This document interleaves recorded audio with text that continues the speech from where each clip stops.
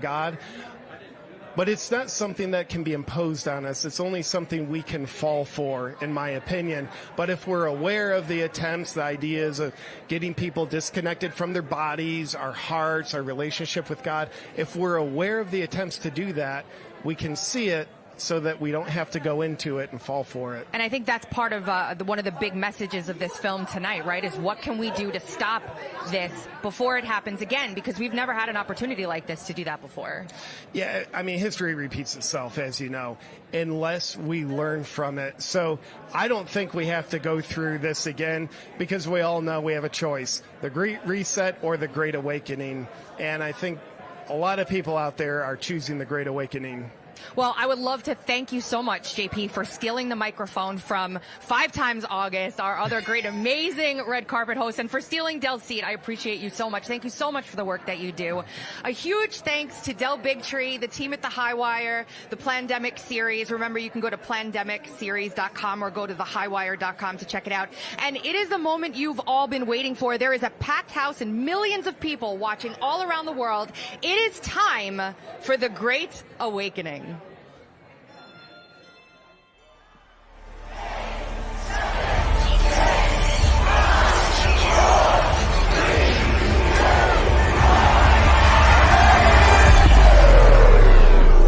Breaking news, the president declaring a national emergency. The new stay-at-home order.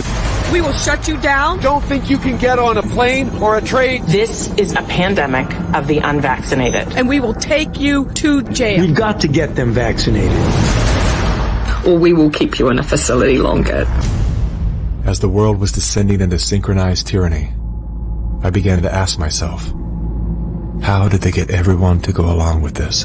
Oh, it feels so good. I know. Obsessed with finding the answer, I began studying every moment in recorded history where masses of people acted against their own self-interest. The only mechanism that could explain what was happening in society, Screw your freedom. You're a schmuck. was what is usually referred to as mass formation. Here we are now with an economy in crisis, but with an incredible opportunity. Unprecedented opportunity. For a reset. Your Royal Highnesses, distinguished heads of state and government, the future is built by us. We need a great reset. When they say, you'll be happy, what they mean is, you'll be enslaved. Today, we have the technology to hack human beings on a massive scale. Who masters those technologies will be the master of the world. Those who control the data control the future, not just of humanity, but the future of life itself. Every aspect of our life has been infiltrated by people that do not have our best interests at heart. There are forces using fear and isolation to induce mass psychosis. I don't want you to be hopeful. Environmental doom. Fires. I want you to panic. Storms. It will kill your children. I want you to feel the fear I feel every day. People are starting to wake up. We're starting to wake across the world. I'm seeing people come together from all walks of life, finally saying enough is enough. We didn't come here for no reason. We have a voice, and we're here to share it. We have to be the solution. We cannot rely on the media, the president, or whoever to fix these problems. I would rather pick up cans on the side of the highway than to live out of alignment with my truth. We're all being driven back to the dream. As you see in the audience, Democrats, Republicans, white, black, everyone all in between, this is the example that they do not want to see, but they have no choice. The masses of humanity have been slapped awake. Open your eyes. It's time to wake up.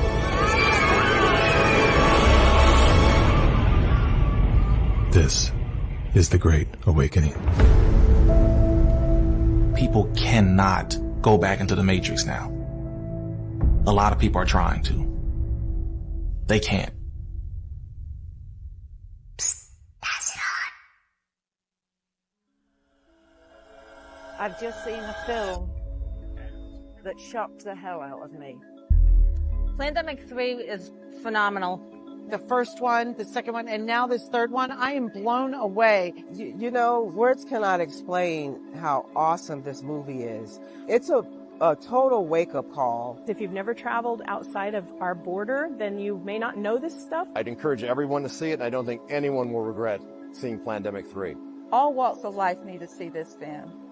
All ages, all races need to see this film. Every minute that we delay is just quicker for them to advance their agenda. A lot of people just don't get it. They don't understand it at all. If they could take the couple hours and just watch this, they would absolutely have no doubt at the end. I think that people really should watch stuff like this because they really need to see the true reality to life. Americans, wake up. It ain't about an R or a D, it's about the W, and that is the we. We the people, for the people, by the people. I think that this is the most important movie of the last century. This country and this world needs a great awakening. This is one of the best films I've ever seen. Plandemic 3 is an incredibly powerful film that everyone must see. It was scary, frightening, moving. You will learn everything you need to learn about why we are in the situation we are in today. I've never, ever seen a movie like this before. I really, really recommend that everybody get out there to see this movie, not only for yourself, but for your family. There's a bigger power in this world that needs to be addressed. All this younger generation needs to create our future that we want to have for the rest of our life. So watch the movie and enjoy it because this is real life.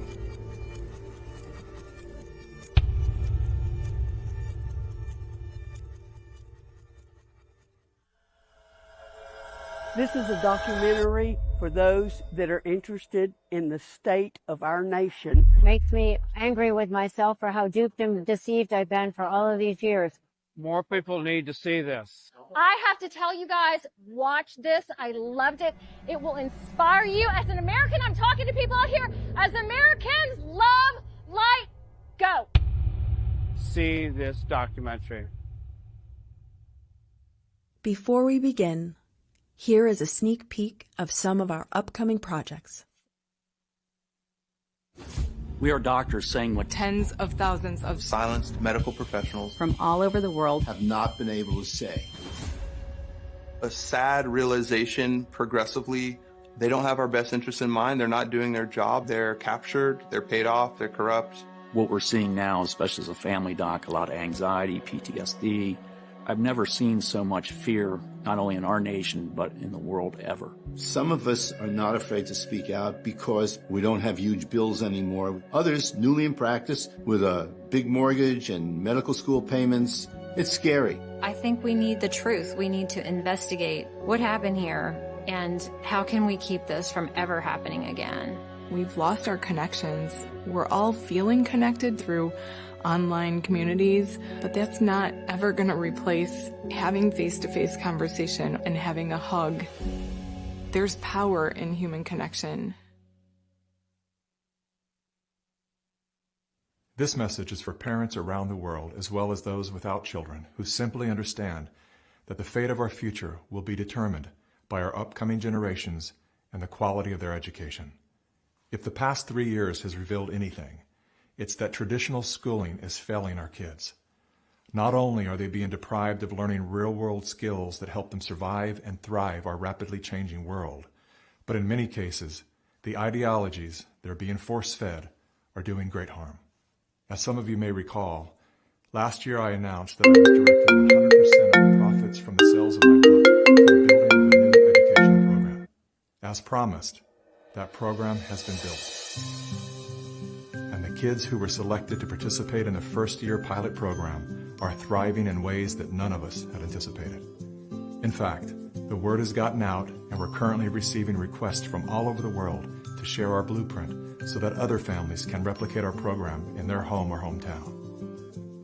We are nurturing these kids to be leaders, and a lion is only as strong as its pride. What we're about is offering what is, I believe, the next evolution of choice that parents didn't even know they would have until now. This program really helps them evolve into conscious members of society. One of the things that I love about our program is that we bring in entrepreneurship because that is such a key piece of self-sufficiency. One of the most important skills is to be able to critically think. There's never been any better civil rights than the United States of America, the best civil rights record of any country in the world. Yeah, we've had problems before, but if we focus on the negative, we're going to get more of it. So we've got to focus on the positive things that have come out of America. They are inheriting this world, and we want to provide them to be well suited and prepared for what they are doing, which is making this a better and better and better place to live. Someday when the war is finally won, after all the damage has been done, you will look around and have to ask yourself, did you wake up with the lions or did you just stay asleep?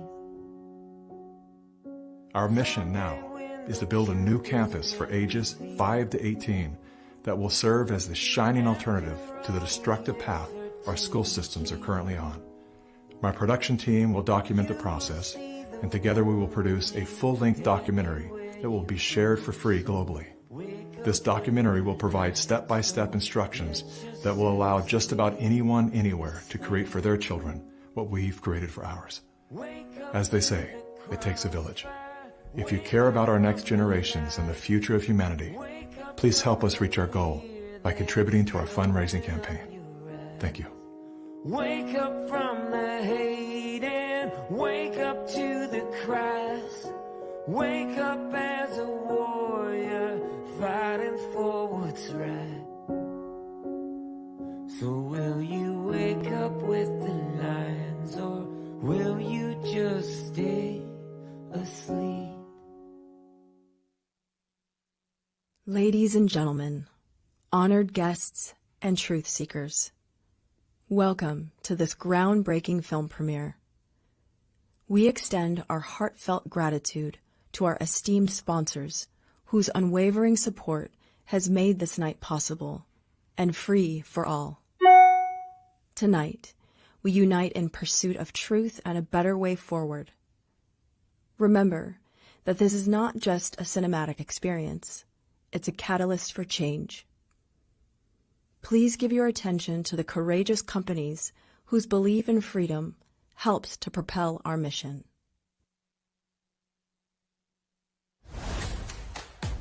Good morning, good afternoon, good evening, wherever you are out there in this beautiful world. It's time to step out onto the high wire. It's time to step out on the high wire. It's time to step out onto the high wire. It is time to step out on the high wire. The High Wire, an award-winning weekly health news and talk show dedicated to delivering you the truth on the hottest topics vital to your health. I appreciate your segment for digging deep, looking at the data, what is real. Emmy Award-winning host Del Bigtree brings you the latest science and evidence, putting the power of factual information in your hand. Here's the evidence, here's the science. Del, thank you for your bravery and your team's bravery. Thank you for all you've done. It's brave, bold, trusted news. The High Wire with Del Bigtree. The scientific method died here, and this is the point I want to make. It died a death here, and I need you to help me save it. Thursdays at 1 p.m. at thehighwire.com. We're fighting for those who cannot fight for themselves. That is what the truth is all about. That is what being alive is all about. And that's what the High Wire is about. I'll see you next week. Get it all at thehighwire.com.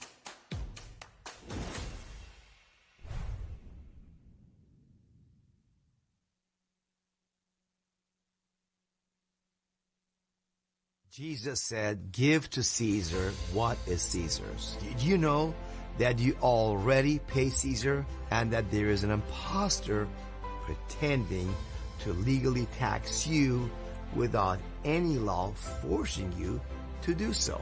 My name is Peyman Motahede with Freedom Law School, and I want to set you free from IRS slavery. I haven't paid income tax in over 30 years, and you don't have to either. Millionaires, TV hosts, and even former IRS agents have all trusted my plan and broken free from tax slavery legally. Instead of paying the DC swamp for killer vaccines and the communist deep state, you can take your tax dollars and fund movies like Plandemic 3 and Died Suddenly 2. Break free from Irish deception. Go to freedomlawschool.org now.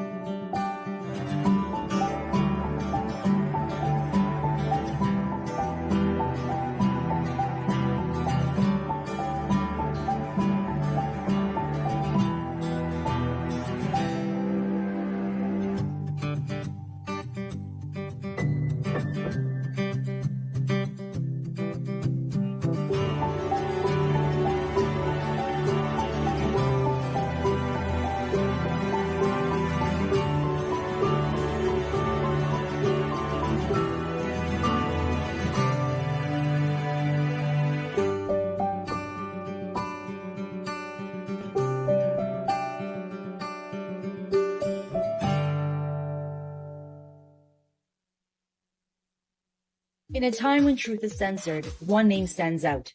Dr. Sherry Tenpenny, the relentless seeker of knowledge and defender of freedom. Explore groundbreaking findings at drtenpenny.com. Ignite your mind with riveting podcasts, explosive articles, research-driven Substacks, webinars, ebooks, and more. In an era plagued by environmental toxins and vaccine-related exposures, Dr. Tenpenny has expertly crafted a selection of safe detox protocols that facilitate profound healing at a cellular level. It's time to cleanse, rejuvenate, and restore your body's vitality. With heart damage on the rise, Dr. Tenpenny introduces nationwide ECP therapy to repair hearts and achieve optimal health.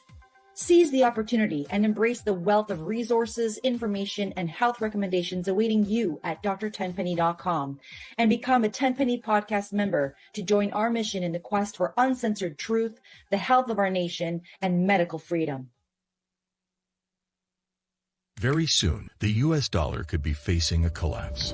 The global trend to de-dollarize certainly continues. Those of you who are holding dollars, you surely might go into losses. If this happens, are your resources safe? The G7 is launching central bank digital currency. A cashless society is terrifying. All governments have agreed that your money in the form of CBDCs will be programmable. The central banks believe that our assets belong to them. They will control your money, how long you can have it, what you can do with it. They want to take away your freedom. But a solution is finally here. Introducing the I2 financial solution. An alternative to CBDCs. The first ever 100% secure and 100% insured uncensored financial solution for all your money. Merchant services easily store your money and your digital assets. Anonymous Visa, debit cards, swap and hold currencies. Buy gold and silver instantly. Easy, fast, secure. 100% fully insured, empowering you with the freedom to choose. The future of humanity is secure.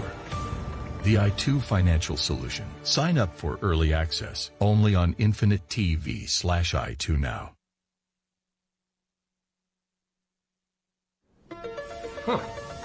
Good evening and happy obedience to you. Our top story tonight.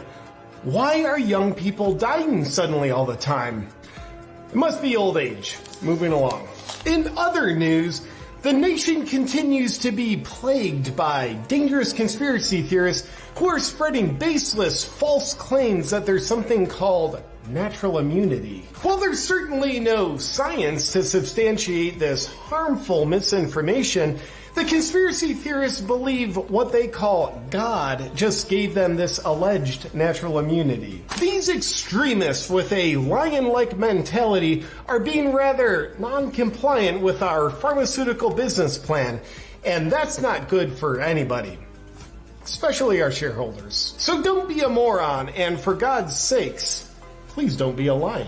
We at the establishment would like to cordially invite you to feel afraid so you can increase your levels of obedience with our extremely well-tested, safe and effective route of immunity. It's the only way. And all for your protection, of course. Now, if you'll excuse me, I've got to go cash some checks I was given for selling my soul. There actually is another way. Introducing Fierce Immunity by Rebel Lion. Fierce immunity is made for the lions of the world. And at Rebel Lions, we believe that health equals freedom, and your immune system is the constitution of your health. With all the deception about health and immunity in the world, we at Rebel Lion believe it's time for a change.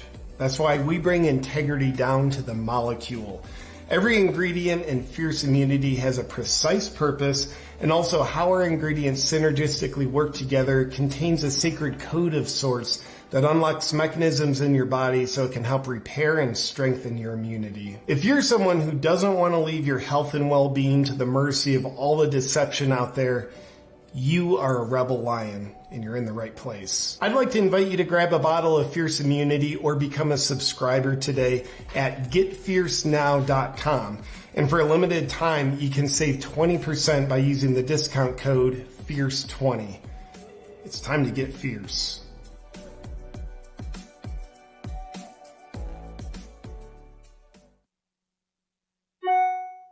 Thank you once again to our amazing sponsors for their support. Their commitment to truth has amplified our voice. All of our movies are free to the world, and the people's support is pivotal in making this happen. We are a community-powered movement where each individual matters. The movie you'll watch this evening was made possible by the generosity of our donors. Please take a moment to donate now to help us continue our work. Make a one-time donation or consider being a recurring monthly donor. Every amount makes a difference. Scan the QR code on the screen or visit plandemicseries.com/donate. Thank you for your support. I'm so excited to be here. Please welcome Victory. Victory Boyd! Come on out here, Victory! Love is a game I learned the hard way. Recording artist Victory Boyd declined the vaccine for religious reasons. And her punishment for non-compliance, the NFL canceled her national anthem performance on opening day. Freedom, shouldn't be held lightly, and it should always be pursued. We are fighting a spirit that is out to take our freedom of choice. I believe that for every point of darkness, there's a corresponding point of glory. Please rise for the national anthem and welcome to the stage Grammy Award-winning artist Victory Boyd.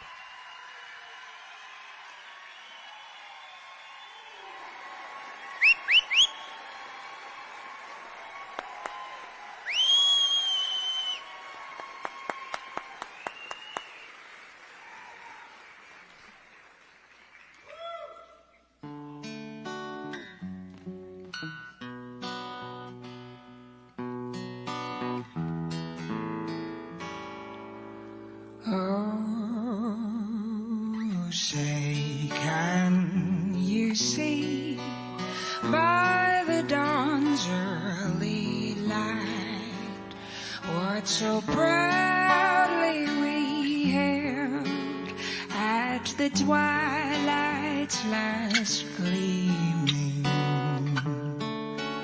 whose broad stripes and bright stars through the perilous fight o'er the ramparts we watched were so gallantly streaming,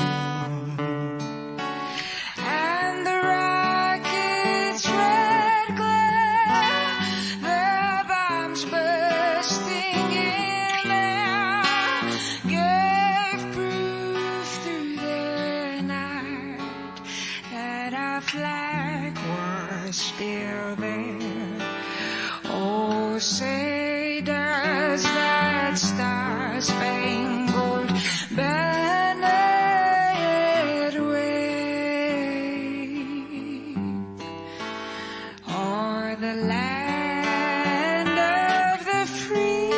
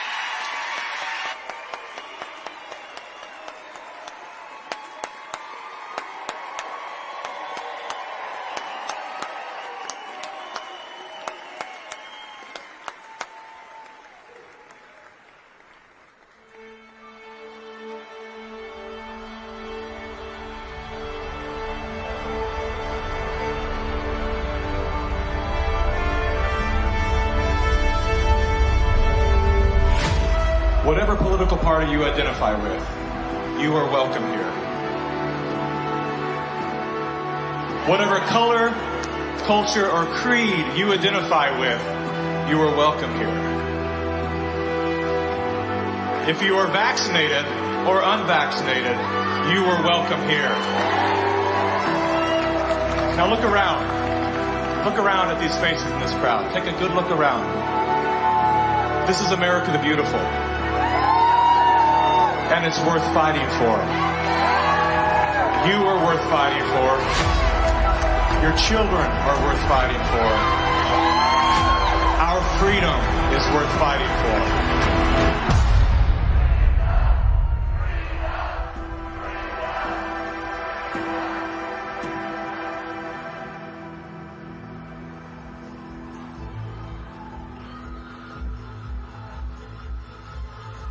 My name is Mickey Willis. I'm a father, a husband, and an investigative filmmaker. I was raised in California by a single mom who did her best to care for 4 children on her own. As a child of the welfare state, I witnessed firsthand what happens to the psyche and spirit of those who become dependent on government assistance. Had my mother known the difference between a hand up and a handout, she may have avoided the trap that kept us living on the edge of poverty, like so many people are today. Living in fear of losing her welfare assistance, Mom remained single and lonely until the day she passed, at 58 years young. Her life was cut short by a combination of toxic cancer treatments and grief. Just 34 days before she passed, her first son, my brother, was killed by a drug called AZT. Hundreds of thousands of innocent people died as a result of that prescribed poison.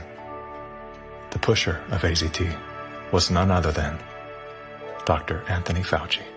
The reason that only one drug has been made available, AZT, because it's the only drug that has been shown to be safe and effective. Well, it's certainly nice to know that the future looks brighter.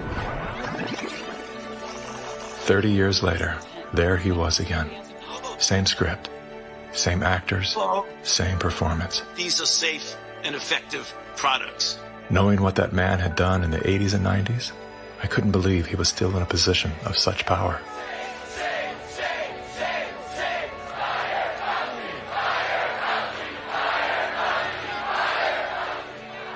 As the world descended into synchronized tyranny, I began to ask myself, how did they get everyone to go along with this?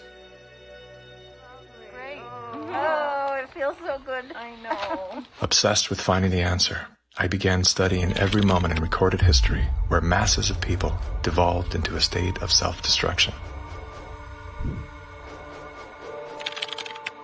Down that rabbit hole was where I discovered the work of G. Edward Griffin. Gentlemen, again let me say welcome to our home. Since the 1960s, Mr. Griffin has been warning the world of the communist plot to overtake America. Yes, I know, communism.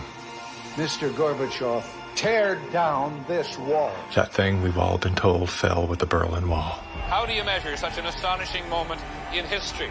It was Napoleon who said, "History is a lie agreed upon." Ironically, there's no evidence that Napoleon ever said that.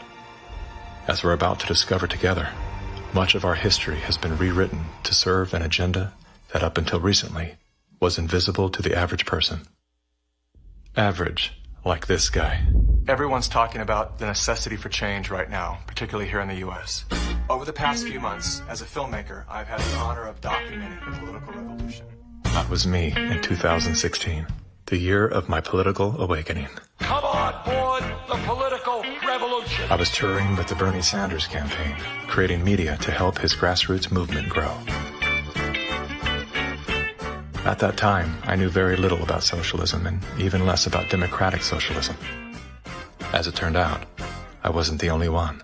So my Bernie bros, how do we redistribute wealth through taxation without expanding the powers of the federal government? Bernie Sanders!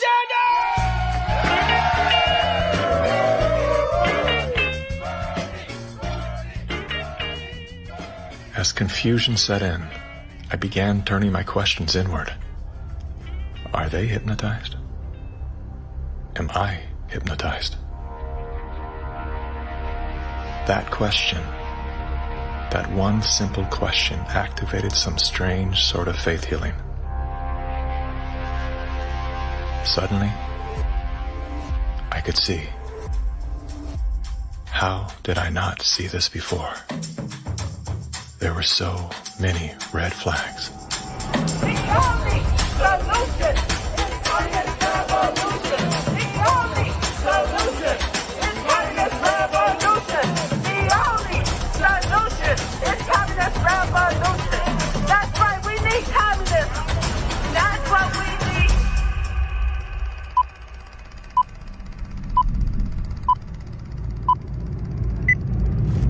I'm well aware that whether you're here in person or through the medium of motion picture, that for most of you, it's not easy to fit meetings of this kind into your schedules.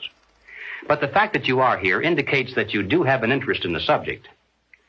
So in order not to waste any of your time, let's dispense with the usual preliminaries and get right down to the business at hand. We're going to examine in quite a bit of detail the communist theory and practice of revolution, particularly as applied to the United States. Now, this will not be something dreamed up out of thin air. This will be the strategy as taught by them and advocated by them in their own manuals, in their textbooks, and in their schools. The new program of the Communist Party on this subject has this to say. The term socialism describes but the first stage of a new society that in its full development is called communism. Socialism is a transitional stage. Jim Carrey, everybody. I went out today and bought me some freedom-friendly Nikes. Yeah, that's right. As a salute to Colin Kaepernick, to Nike, congratulations on your fantastic choice. Thank you so much. Well, it's good to be back it's in great to dystopian America. The Republicans are running with the word socialism. They're trying to say... They're trying to scare people. Scare people. It's communism. It's Venezuela, Trump says. We're going to be living in Venezuela. I grew up in Canada.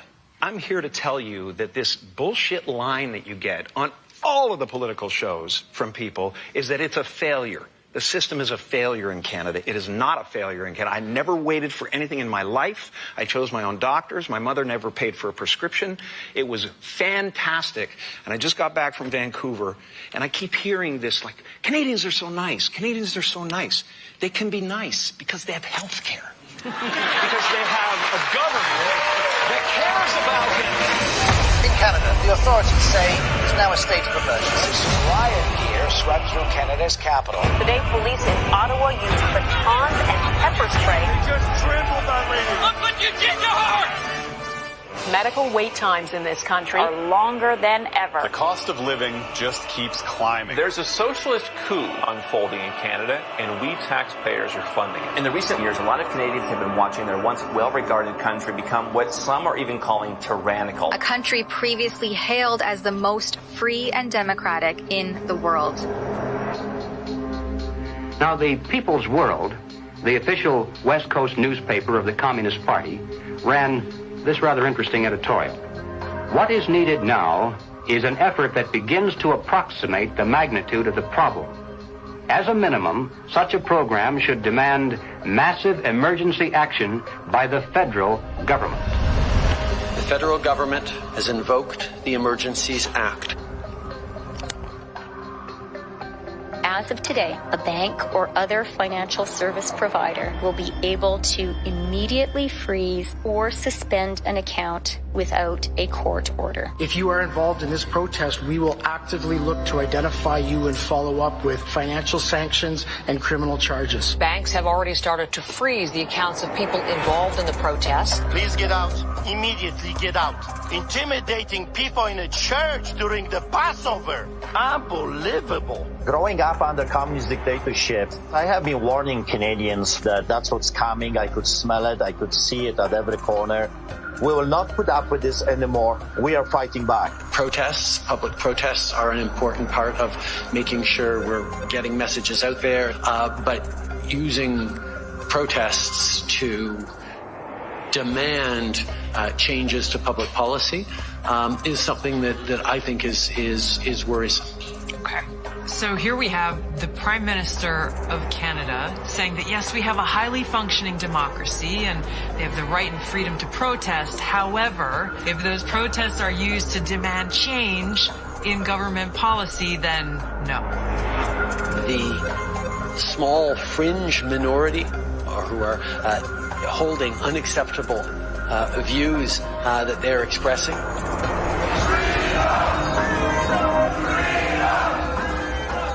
Do not represent the views of Canadians who know that following the science and stepping up to protect each other is the best way to continue to ensure our freedoms, our rights, our values as a country.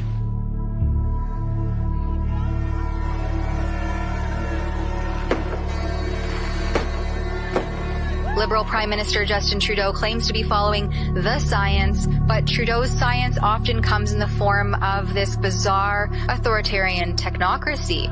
I think that Justin Trudeau stepped on the landmine when he weaponized the banking system in Canada against the truckers. Those peaceful trucker protests, their most violent act was honking their horns. And in retaliation, they had their access to their bank accounts, and anybody that supported them in any way had their access to bank accounts eliminated. And at that moment in time, we all came to realize what was really going down. Even with Sun TV watching for any slip, he was asked which country he most admired and referred to China. The level of admiration I actually have for China, because their basic dictatorship is allowing them. I applaud China for stepping up. I applaud Canada.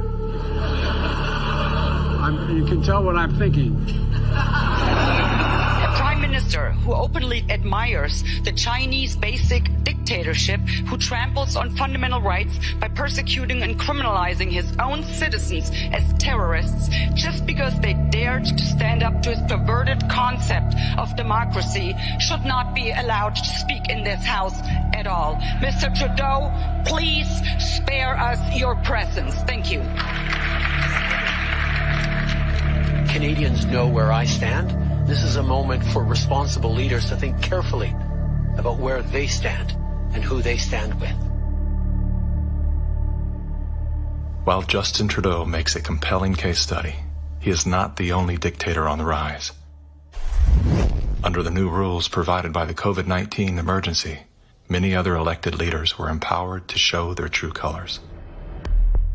Interesting how they all marched in perfect lockstep while chanting the same slogans. This pandemic has provided an opportunity. Here we are now with an economy in crisis, but with an incredible opportunity. It's certainly a major crisis, but it also offers us a unique opportunity. Unprecedented opportunity to rethink and reset. The great opportunity for reset. Opportunity for us to reset. For a reset. It's almost as if they all attended the same school of thought and studied under the same professor.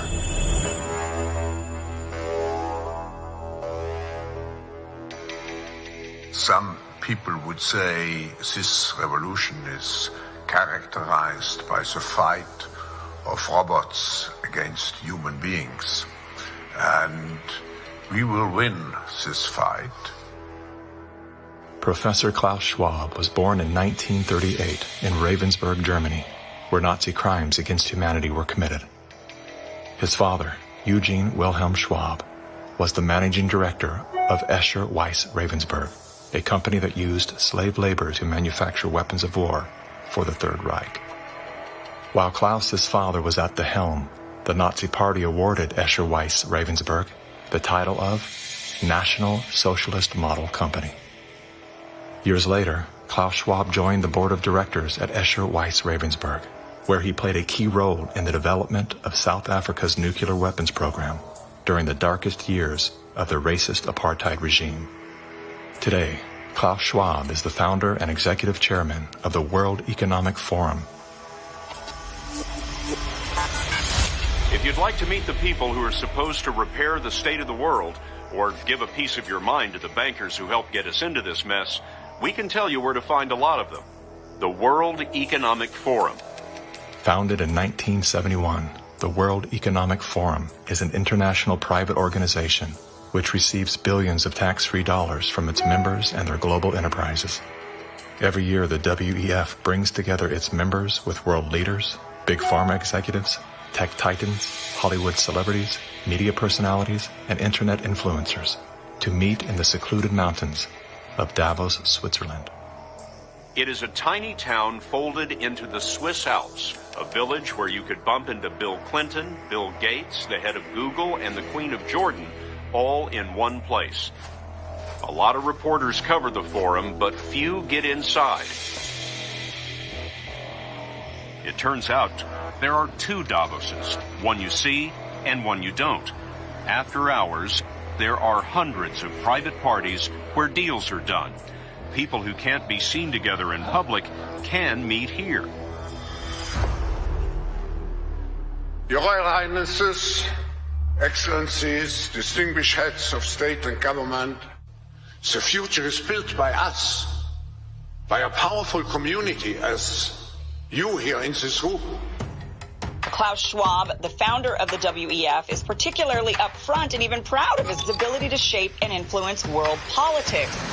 I created the community of global shapers as a means, as a force to shape our common future. And of course, their Global Young Leaders program is a grooming ground so that when they ultimately infiltrate cabinets, We penetrate the cabinets. they will likely tend to govern a certain way. Nobody will be safe if not everybody is vaccinated. The names and the countries he mentioned ended up being some of the most dystopian and authoritative during this pandemic. Names like Ms. Merkel, Vladimir Putin, and so on. Other names, Jacinda Ardern, Sebastian Kurz, Mauricio Macri, Mark Zuckerberg, Jack Ma, Gavin Newsom, Stéphane Bancel, Chelsea Clinton, Leonardo DiCaprio, Sanjay Gupta, Dr. Leana Wen, Alexander and Jonathan Soros, George Soros' sons, and several of the Rothschilds. And of course, Now, who could represent such a world better than you, Prime Minister? In 2014, Klaus Schwab called for the Great Reset, We need a great reset. which he positioned as the solution to the world's most urgent issues. The dark reality of Schwab's agenda is detailed in his best-selling book, COVID-19, The Great Reset. His endgame mission is to replace independent governance with a top-down controlled, one world government and a central bank-controlled digital currency. When they say, you'll be happy, what they mean is, you'll be enslaved. That's why they're talking about a great reset. That's why they're talking about introducing this quasi-communist, quasi-socialist agenda. They know we've run the course where we cannot continue down the path of the ever-increasing indebtedness because we have a generation that quite literally cannot afford to buy a house. Millions of Americans are priced out of buying a home. And so it's easy to tell that generation, we're going to forgive your college debt. Student debt relief. And set your expectations lower. You're going to rent forever. We're going to celebrate the tiny house movement. We're going to do all of these things which sound cool because they're shaping our narrative so that we become capable of expecting less. What we need to do is not expect less. We need to remove inefficiencies so we can experience more. And that's the subtle distinction that the Great Reset is missing. Like most globalists, Schwab regards communist China as a shining model of how he intends to transform the world. We now welcome His Excellency Xi Jinping. China has made significant economic and social achievements under your leadership. Chinese influence on global affairs is growing. The founder of the World Economic Forum, Klaus Schwab, says that this is what motivated the group this year to invite President Xi Jinping to deliver the keynote address in Davos. Schwab said Xi's presence was a sign of the shift from a unipolar world dominated by the United States to a more multipolar system in which rising powers like China will have a step up and play a bigger role. I think it's a role model for many countries. But we have to go one step further. It's a systemic transformation of the world. Artificial intelligence, the metaverse, synthetic biology, our life in 10 years from now will be completely different, and who masters those technologies will be the master of the world. Similar to his protege, Justin Trudeau, Klaus Schwab makes a fascinating case study. Yet he too is merely the master of his own world. Economic Forum. Science is replacing evolution by natural selection with evolution by intelligent design. Not the intelligent design of some god above the clouds, but our intelligent design and the intelligent design of our clouds. The IBM cloud, the Microsoft cloud, these are the new driving forces of evolution. Today, we have the technology to hack human beings on a massive scale. And by this I mean that if you have enough data and you have enough computing power, you can understand people better than they understand themselves.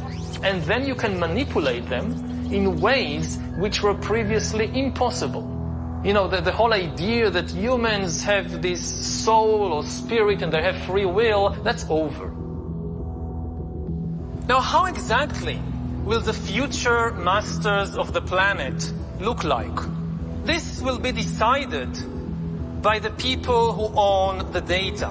Foreign powers can collect, store, and exploit biometric information from COVID tests. U.S. intelligence officials tell CBS News that China is trying to collect Americans' DNA in hopes of controlling the future of healthcare. China's test kits are a tool to help China compile genetic data. The Chinese aren't the only ones exploring this technology. The U.S. is working on it as well. The White House is ramping up its COVID response, announcing Americans can once again get free COVID test kits as concerns are growing over a rare... Data is the most important asset in the world. Those who control the data control the future not just of humanity, but the future of life itself. Everywhere she goes, Ouyang Haoyu is followed. What she buys, how she behaves, is tracked and scored to show how responsible and trustworthy she is. It's called the social credit system. A person's reputation is scored on a scale of 350 to 950. It's big data meets Big Brother, expanding how the government monitors, understands, and ultimately controls its 1.4 billion citizens. A good score brings benefits, but people with low scores lose rights. The cinema names and shames people considered untrustworthy, plastering their details, even their addresses, across big screens. And information collectors are paid to report on their neighbors. The Supreme Court has created a blacklist for so-called bad citizens. Among them is this journalist who got a little too close to uncovering corruption among high-profile party members. He was blacklisted. He only realized when he tried to buy a train ticket. Once you're blacklisted, you can no longer get a bank loan, start a business, buy an apartment, or even send your children to a private school. By using the mechanism of social credit, we'll be able to establish a blacklist of people. These punishments will serve as a whip to rebuild moral values. And few here are willing to criticize it, something that may pose a risk itself for a bad score and the life that comes with it. It may seem scary, but it's just like that here. We're used to it, and anyway, we don't have a choice. China wants obedient citizens. Criticism or resistance among the population is virtually non-existent. This woman's door was kicked in by police when she refused to go to quarantine. Now these videos show rows of metal containers which are being used to house COVID-19 patients. Some of them have complained that very little food is left for them in the freezing metal boxes. Chinese government officials now installing fences in Shanghai, blocking people from leaving their homes. For some, Shanghai feels like the world's largest prison.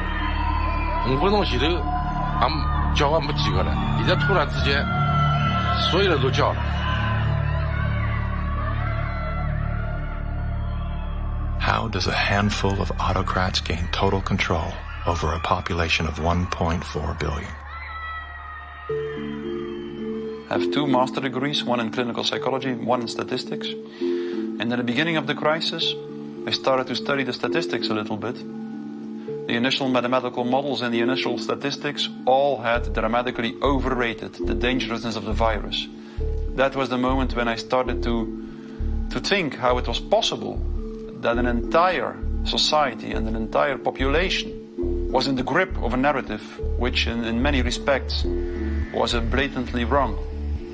After a few months it became clear to me that the only mechanism that could explain what was happening in society was what is usually referred to as mass formation.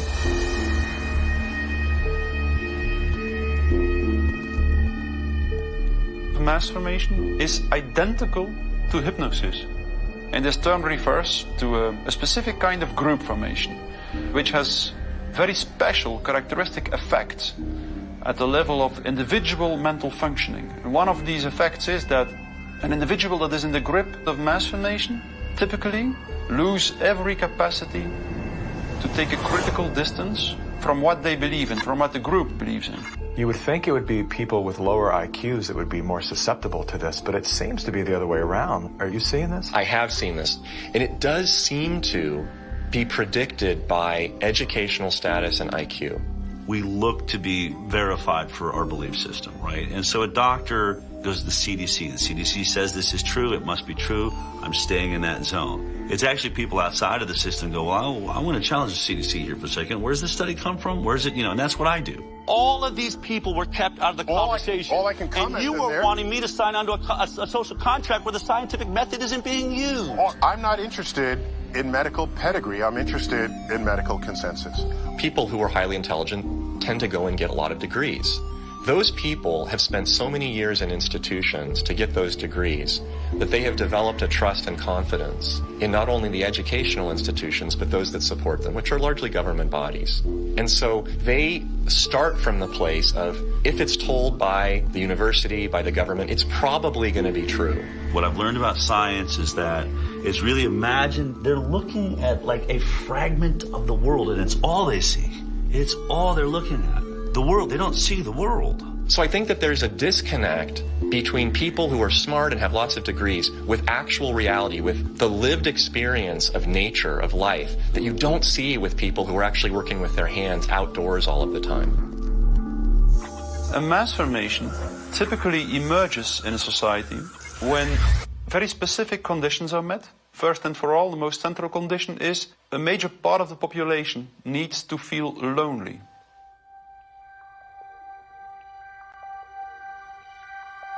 Doctors say the very rules to keep people safe from the virus are doing great damage when it comes to anxiety, depression, and even suicide. And now everyone is suffering, but children are particularly at risk. The real pandemic here is the psychological warfare that's being waged on every single human being. See, if you take a human being and you put them in a chronic fear state, and you couple that with human isolation, what happens is they psychologically decompensate and live in such emotional pain that they will gravitate in an irrational way to anything that you promise them will alleviate that pain. Once people feel disconnected from their environment, they will typically start to experience a lack of meaning-making in life. And under these conditions, if a narrative is distributed through the mass media, indicating an object of anxiety, and a strategy to deal with this object of anxiety, they suddenly, connect to one small object of fear, for instance, the coronavirus, and afterwards, people don't feel lonely anymore. They feel connected again. Let me hear it if you have the Pfizer vaccine. Let me hear it from Moderna, AstraZeneca. Let's hear it from the anti-vaxxers.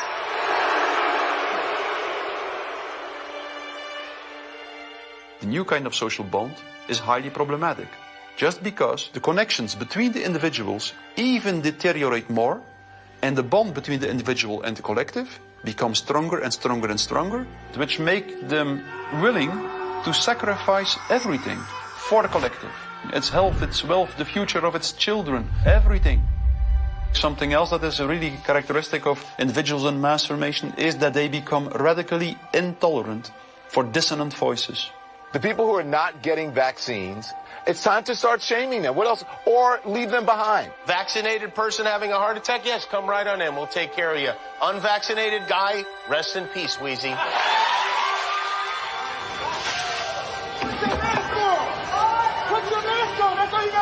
We have to stop coddling the morons who will not get the shot. Get away from me, Put it on. Does it bother anybody else that she doesn't have to wear a mask that we all do? When are we going to stop putting up with the idiots in this country? You're a schmuck for not wearing a mask. And just say it's mandatory to get vaccinated. Screw your freedom.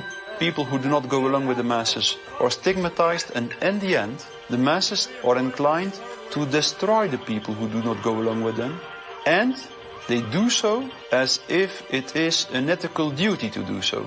Getting good people to do bad things, harmful things, while thinking they're good things, it's a dangerous place to be because it looks great. You feel great while you're being used. They will sacrifice themselves, and they see it as a virtue because it demonstrates their complete obedience to the cult, to the group, to perform ritualistic behavior which causes them harm. One of the most clear illustrations of this was when the leaders of the Communist Party in the Soviet Union were sentenced to death, often tortured to death. They did not object. They said things like, if this helps the Communist Party, it's my pleasure to do it. That's something that was observed in all major examples of mass formation in history.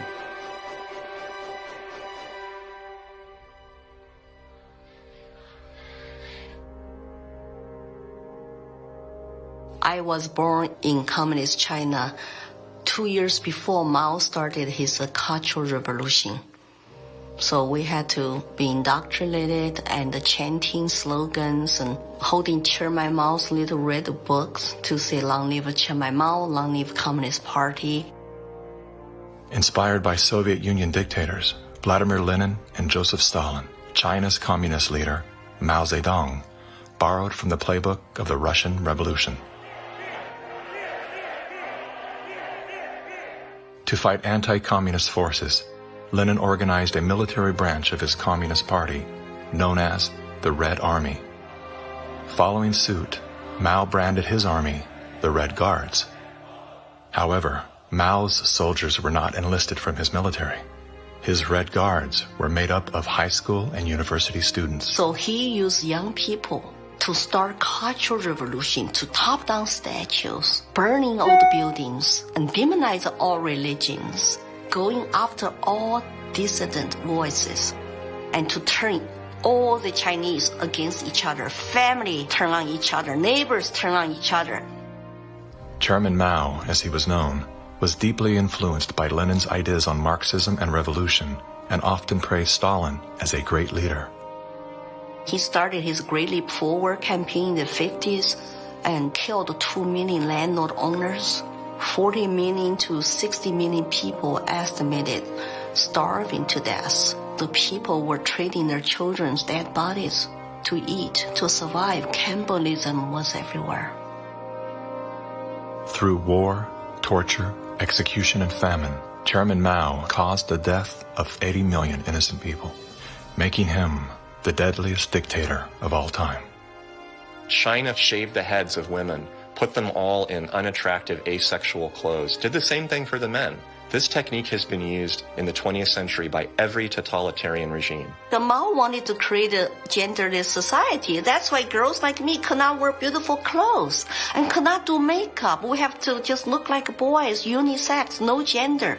They asexualize the population so that there's no more desire, no more bipolarity of male and female. Everybody looks like an automaton. And then what do? Rather than turning towards one another, they turn towards the state. So the only thing left for me, a child, to believe in is communism.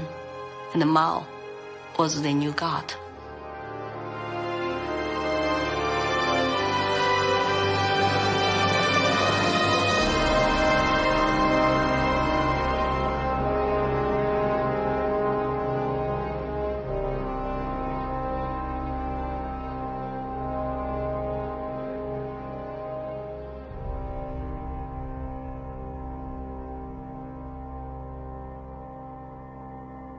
Now, in China, the government is not only cracking down on Muslims, but on other religions as well, as it pushes to assert communist ideology. Here's something else that is banned in China: Falun Gong, a religious movement that emphasizes on spiritual enlightenment and cultivation of virtue. 5,000-year-old Chinese civilization were founded on faith. Communist regime is atheist. So any philosophies which encourage people to believe God, believe good things, it's something they don't like. I decided to escape China after serious persecution I have experienced. Under this pretext of COVID-19 coronavirus, the Chinese Communist Party has intensified its persecution. We were arrested several times and detained in various detention and brainwashing centers.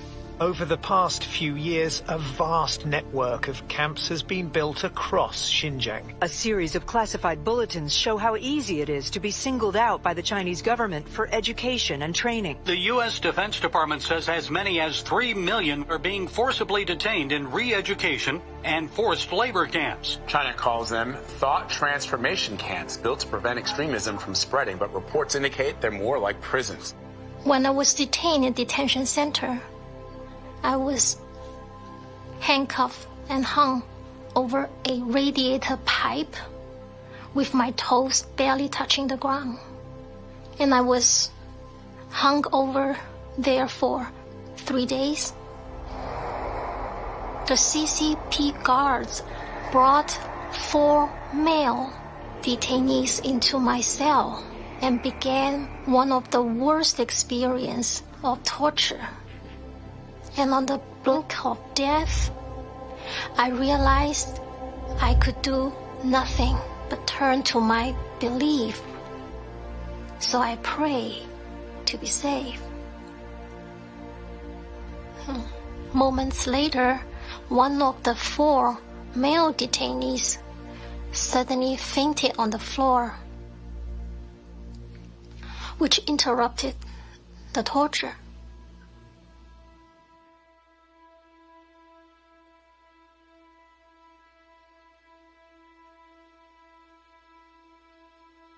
I left China because my parents were heavily persecuted for their practice of Falun Gong.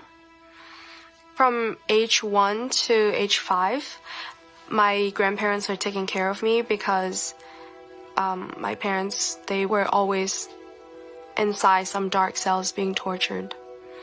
My first clear memory of my mother, I was brought to a brainwashing center and saw her being tied up to a chair with like people behind her guarding her, and she had a very thick plastic tube inserted into her nose, and she was being force-fed at the time. She just looked like she was in so much pain, and I was 5 at the time. It's just very traumatizing.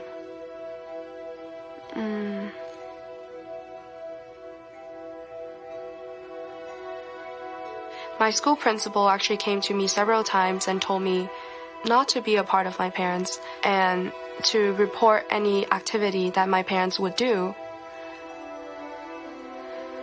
They're instilling all the lies and hatred into the younger generation. The young people are used today to do the American Cultural Revolution, to turn the kids basically not to trust their parents anymore. And say, oh, my parents don't understand me, I'm confused, so I need to turn to my teachers, turn to other authority figures. Look at the Mao's Cultural Revolution to say how many similarities are there.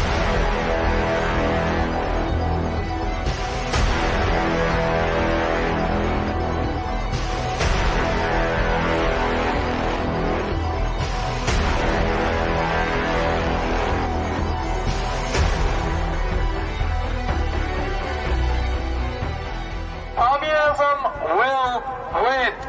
That's not a joke. That will happen. You are happy with what was happening in the USSR between 1917. We make a critique of it. That's what we're Maoists. We make a critique of it in order to improve socialism the next time it comes around and throws people like your ass into a labor camp. Yesterday, I asked ChatGPT, are there any similarities between today's woke revolution and Chairman Mao's Cultural Revolution of the 1960s? And it wrote back, how long do you have? We recognize that government is absolutely necessary for an orderly society. But following the dictum that government, like fire, is both beneficial and dangerous, we believe in the concept of limited government. And we believe that the constitutional republic created by our founding fathers is the best form of limited government that has yet been devised by man. A republic is a limited democracy. It's a form of government based upon the principle of limited majority rule. Limited so that the minority, even a minority of one, can be protected against the whims and passions of the majority. Now, democracy is a form of government based upon the principle of majority rule. It's easy to understand, easy to sell to the masses, and, I might add, deadly. The fathers of philosophy, Socrates, Plato, and Aristotle, were all staunch critics of democracy. History's greatest minds all observed that even a well-intended democracy can breed deception, division, and ultimately total control by the state. Aristotle wrote that democracy is not just the rule of the majority. Democracy is a system in which the majority is in charge, respecting the basic elementary rights and principles of minorities. If not, democracy becomes a tyranny of the majority. Socrates himself became a victim of this very process. He was sentenced to death by a majority vote for protesting the rights and protections of the minority.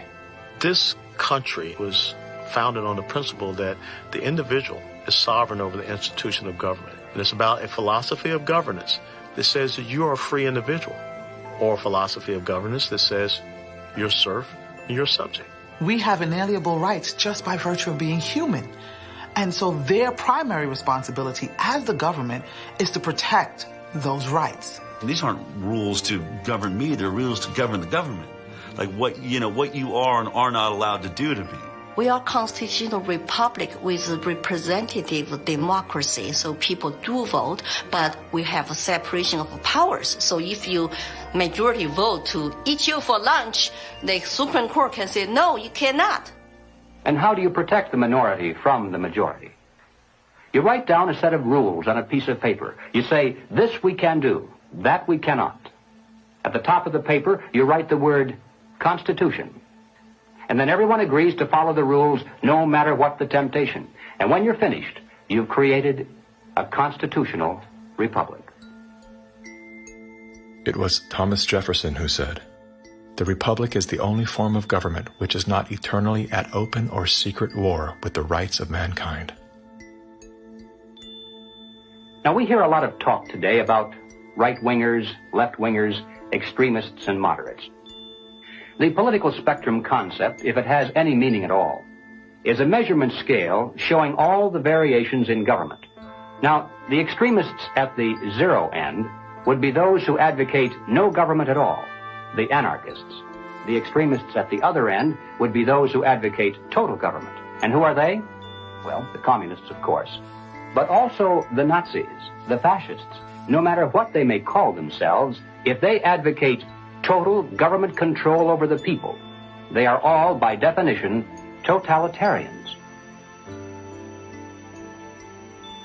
The debate is not between conservatives and liberals. It goes back in history long before those words were ever invented. The opposing points of view properly are identified as individualism versus collectivism. The individualist believes that the rights of the individual must not be obliterated by the desires of the collective or the group. The collectivist, on the other hand, believes that the group is more important than the single person within it, and that the individual must be sacrificed, if necessary, for the greater good of the greater number. The individualists believe that every man has a personal and direct responsibility to provide first for himself, next for his family, and then for those outside his family who may be in need. The collectivist, on the other hand, declares that the individual is not personally responsible for charity, for raising his own children, providing for his aging parents, or even providing for himself, for that matter. This is a group function of the state, of government itself. Everything we talk about, socialism, communism, globalism, and Nazism, guess what? It's all collective society. Collectivism on an international level is essentially known as globalism, which is often promoted as a framework for unity and sustainability. Under the guise of philanthropy, the leaders of the globalist movement leverage every possible crisis to advance their plan to replace national sovereignty with a one-world government. We are confronted with so many crises simultaneously. What does it need to master the future? It is the globalists who are behind the destructive new methods of control, like ESG, the acronym for Environmental, Social, Governance. Similar to China's social credit score, ESG is a ranking system that tracks a company or country's carbon footprint, as well as its commitment to diversity and inclusion. A low ESG score can lead to severe consequences, including reputational damage, legal and regulatory actions, and loss of investors and bank credit lines.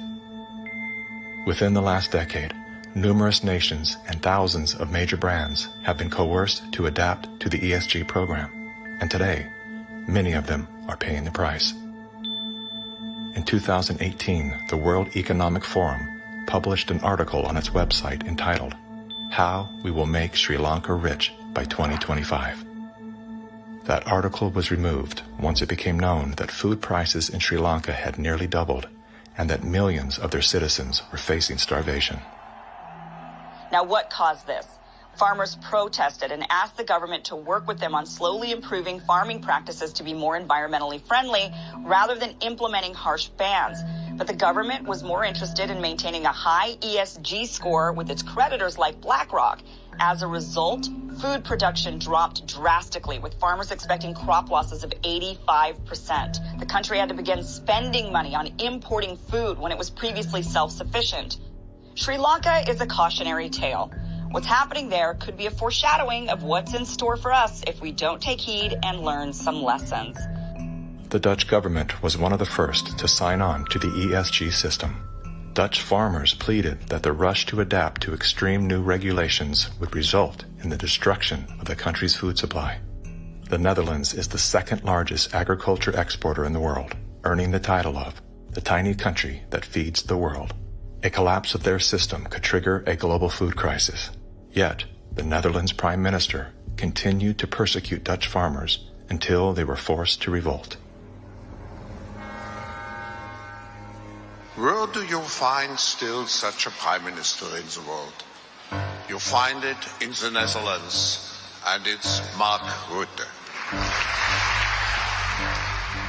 And remember, too, the Netherlands is the pilot program of the World Food Hubs, and the World Economic Forum has assigned to the Netherlands what they call this Global Secretariat, using, ironically, a communist term for it.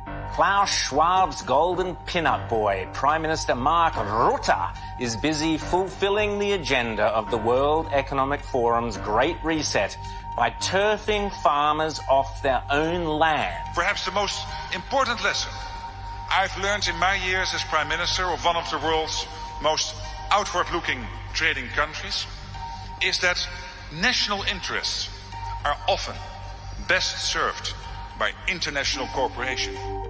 Schwab has sold this idea because they're up against the wall. Okay, you have all these governments that are basically broke. So what will happen is if they defaulted, then all the people have lost their pensions, they've counted on it, and they're going to be storming their palaces with pitchforks. Schwab has sold the idea that, well, we go towards Marxism and you can still retain power. None of these net zero climate schemes work without massively disrupting or even destroying the lives of the little people. If you think about what created wealthy people wealthy throughout the many years of our human history, was the ownership of land. And you have governments right now that are looking to take ownership of real estate, and it's happening everywhere. And you have this movement of individuals kind of going like, hey, like people should never profit off of real estate. And unfortunately, that ideology is what the government is using to take control. If we look at data from 2001 to 2015, there is a slow and steady trend towards more corporations owning single-family homes, apartments, office spaces, and less individuals actually owning real estate. Blackstone Group actually recently raised a record of $50 billion to take homes from American families. During the pandemic, when all people were ordered to lock down indoors, why did governments around the world make exceptions for mass protests? We've all heard the term fire sale. In this case, it's not a metaphor. When a community is damaged by protests, the value of local properties plummet.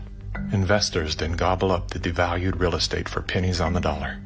In many cases, the leaders of the decimated communities receive kickbacks for allowing this transfer of wealth. Big companies and investment firms swooping in and buying up some of the only affordable homes in your neighborhood. The more you have individuals not own their own home, the more you have individuals not financially independent, creates more dependence on big financial corporations that profit off of mass people. So we are going towards a world where the people are owning nothing. I always say, like, if we don't own anything, well, who does? Bill Gates, business magnate, software developer, philanthropist, nation's largest farmland owner. Gates owns nearly 270,000. It's a reinstitution of Marxism where, communism owned all the property. In his Communist Manifesto, Karl Marx wrote, "The theory of communism may be summed up in a single sentence: abolition of private property." Karl Marx was a German philosopher and social theorist who lived in the 1800s. He is the co-author of the Communist Manifesto, which has been referred to as the Bible of Communism. His theories of class conflict and dialectical materialism were instrumental in shaping socialist and communist movements worldwide. Joseph Stalin, Vladimir Lenin, Leon Trotsky, Mao Zedong, Che Guevara, Fidel Castro, Kim Jong-un, Hugo Chavez, Nicolas Maduro, and many other communist revolutionaries have cited Marxism as the foundation of their political ideologies. Marx rejected all concepts of God, as well as the traditional family. According to members of his own family, Marx was emotionally, verbally, and physically abusive. His wife, Jenny, was plagued by depression, which was compounded by Karl's adulterous impulses and his inability to provide for his children. Despite his privileged upbringing and formal education, Karl Marx was often unwilling to work and instead relied on the financial support of friends and family.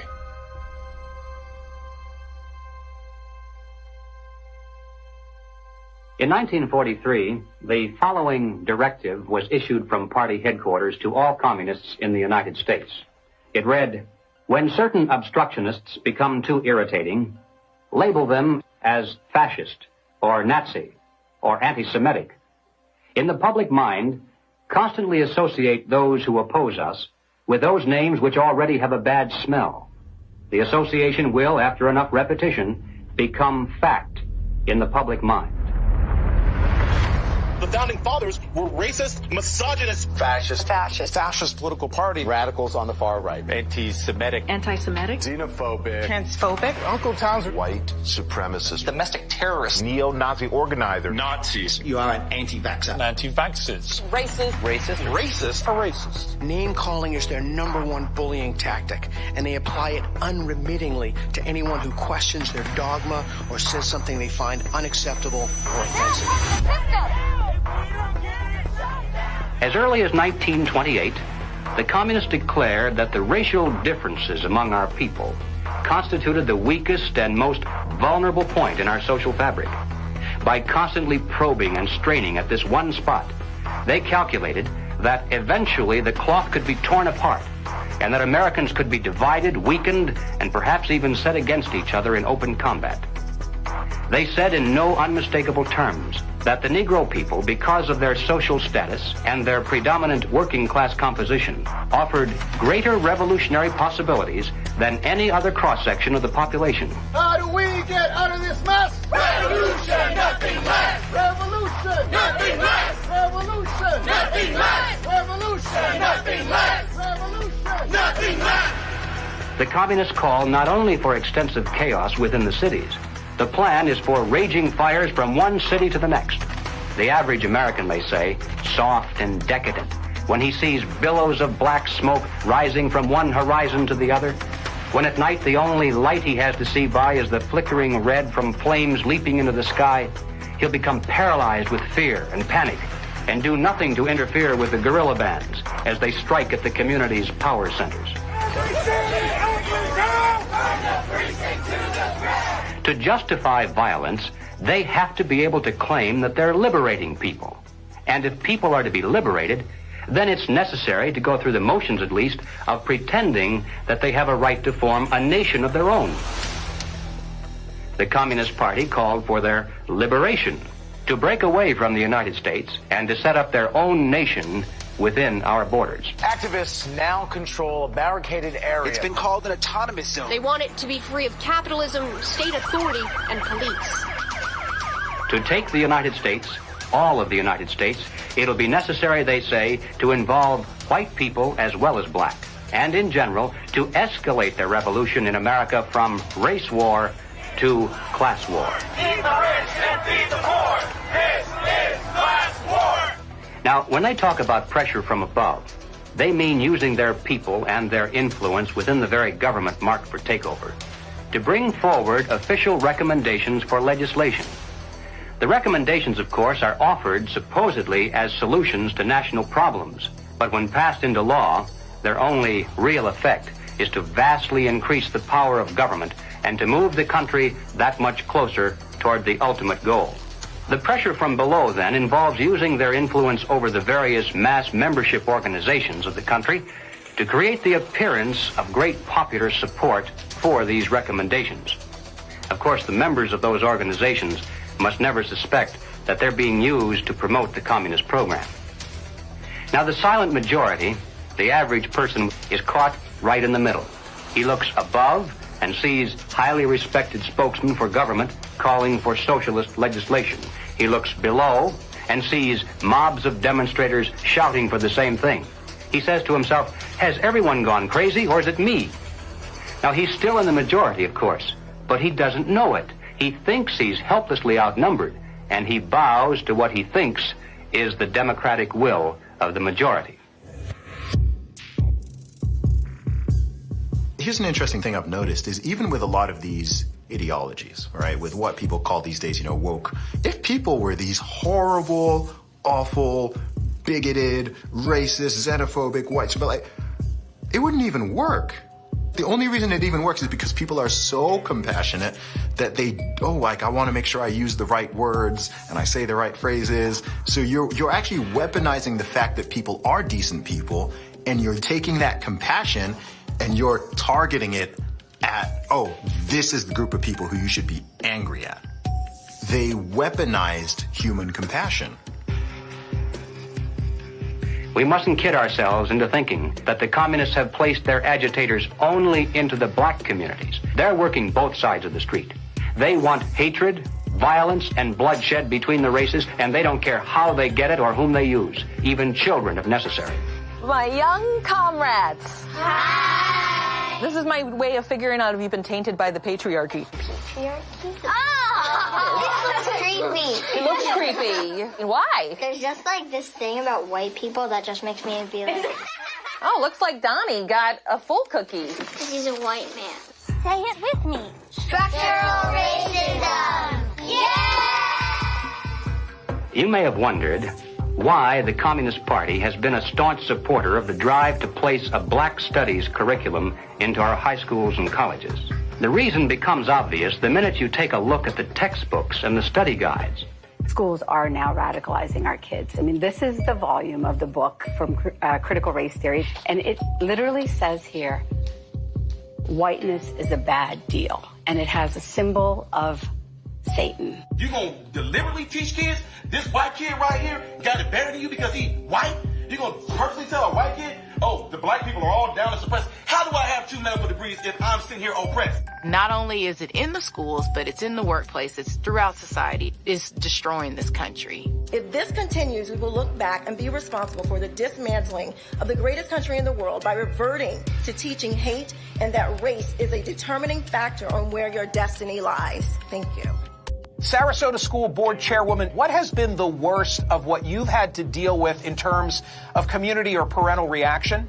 The calling of names, tyrant, Marxist, communist, and they want to move kids over to charter schools and private schools without the oversight of the state. And that's wrong. Education authorities in the United States are asking the government to use anti-terror laws and involve the FBI against parents who protest against the way their children are being taught. It identifies no fewer than 13 possible federal crimes, including making annoying phone calls. How about this one? They could be prosecuted for using the internet in a way that might cause emotional distress. Over the weekend, Democrats voted to ban gendered language in House rules. And that means no more terms like father or mother. Is the administration's official policy to replace the term woman with birthing people? Black birthing people. Black birthing people. Black and indigenous birthing people. You shifted in places from using the term mother to birthing people. Again, if we're trying to be precise in the language that's used. Mom's a pretty good word. I'm not a birth person. I'm a mother. Can you provide a definition for the word woman? Can I provide a definition? No. Yeah. I can't. You can't? Not in this context. So I'm not a biologist. The meaning of the word woman is so unclear and controversial that you can't give me a definition? Do you believe then that men can become pregnant and have abortions? Yes. Literally everything that was fought for women's rights is going straight down the drain. This environment that has been created and corrupted and manipulated does not respect women, does not respect children, does not respect men. It cares nothing for family. So that's why they have to attack mother and remove father, because she's going to protect that child, he's going to protect that woman, and they both are going to protect society. Good evening. Good evening. Thank you very much. Thank you for your service. When you talk about a parent-child relationship, you're talking about something primal that is in the heart of the liberal, not the Marxist, that's in the heart of the person who's conservative. And they're pushing the boundaries on something that they cannot control. Washington State is on track to lawfully take gender-dysphoric children away from parents who oppose transitioning treatment.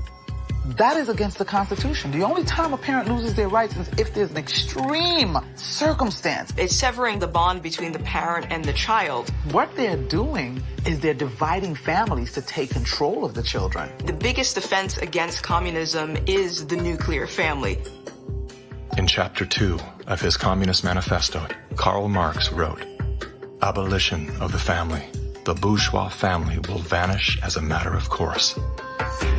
We're here today to represent the millions of Black Americans who disagree with the Black Lives Matter movement. If you go to Black Lives Matter website, it says that we disrupt the nuclear family. That's my wife. This is our 4 children. Why would you disrupt the nuclear family? Because the real objective is to remove the family as a possible alternate source of guidance and support. All totalitarian regimes strive to destroy the close-knit family in order to remove any loyalties that might be higher than to the state itself. I have seen over the years in my practice a steady decline in the expression of healthy masculinity and healthy femininity. The separation between the male and the female is almost complete now. And it's due specifically to the ongoing attacks against masculinity and the degradation of femininity. And if our family structure is lost in the next generation, what do we have left? We're just a bunch of listless individuals living our lives out virtually behind a computer screen and following the orders of the government. Maybe it's because I came in the movement at 17 and a half, so I have just a knack for knowing how to organize young people. I was at our publications table today, and I was speaking to this young person, and he grabbed a book, and he said, it's like Mao's Red Book. And I was like, man, that's what I was thinking. And it was just really cool to hear him make that connection. I was like, how about you buy 10 to 15 of these books, and you all have like a youth organizing group where you talk about it and you really try to engage this. We need to build off of this. We actually do have an ideological frame. Myself and Alicia in particular, we are trained Marxists. I do believe in Marxism. It's a philosophy that I learned really early on in my organizing career. Investigations into the Black Lives Matter organization has revealed links to groups that are pro-communist China. The self-proclaimed Marxist Black Lives Matter co-founder Alicia Garza also owns the Black Futures Lab project. Yet all would be lost for the Black Future Lab if not for the Chinese Progressive Association. Donations to the Black Futures Lab don't go directly to the foundation itself. The Chinese Progressive Association gets them instead. Through forensic investigations, we now know that the 2020 BLM fiery but mostly peaceful protests were organized and partially funded through a network of pro-communist organizations. One of the groups is U.S.-based Liberation Road, which was founded by a faction of the Communist Party of Vietnam. Liberation Road is allied with the new communist movement and has direct ties to the Chinese Communist Party. The San Francisco-based, communist-rooted Chinese Progressive Association formed a sister company called Asians for Black Lives to serve as a bridge between BLM and the Chinese Communist Party.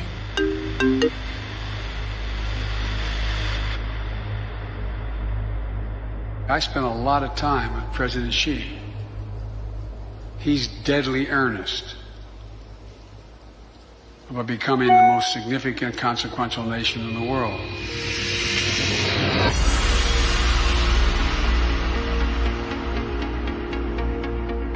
When we speak of China, it's important to distinguish between the people and their oppressive government.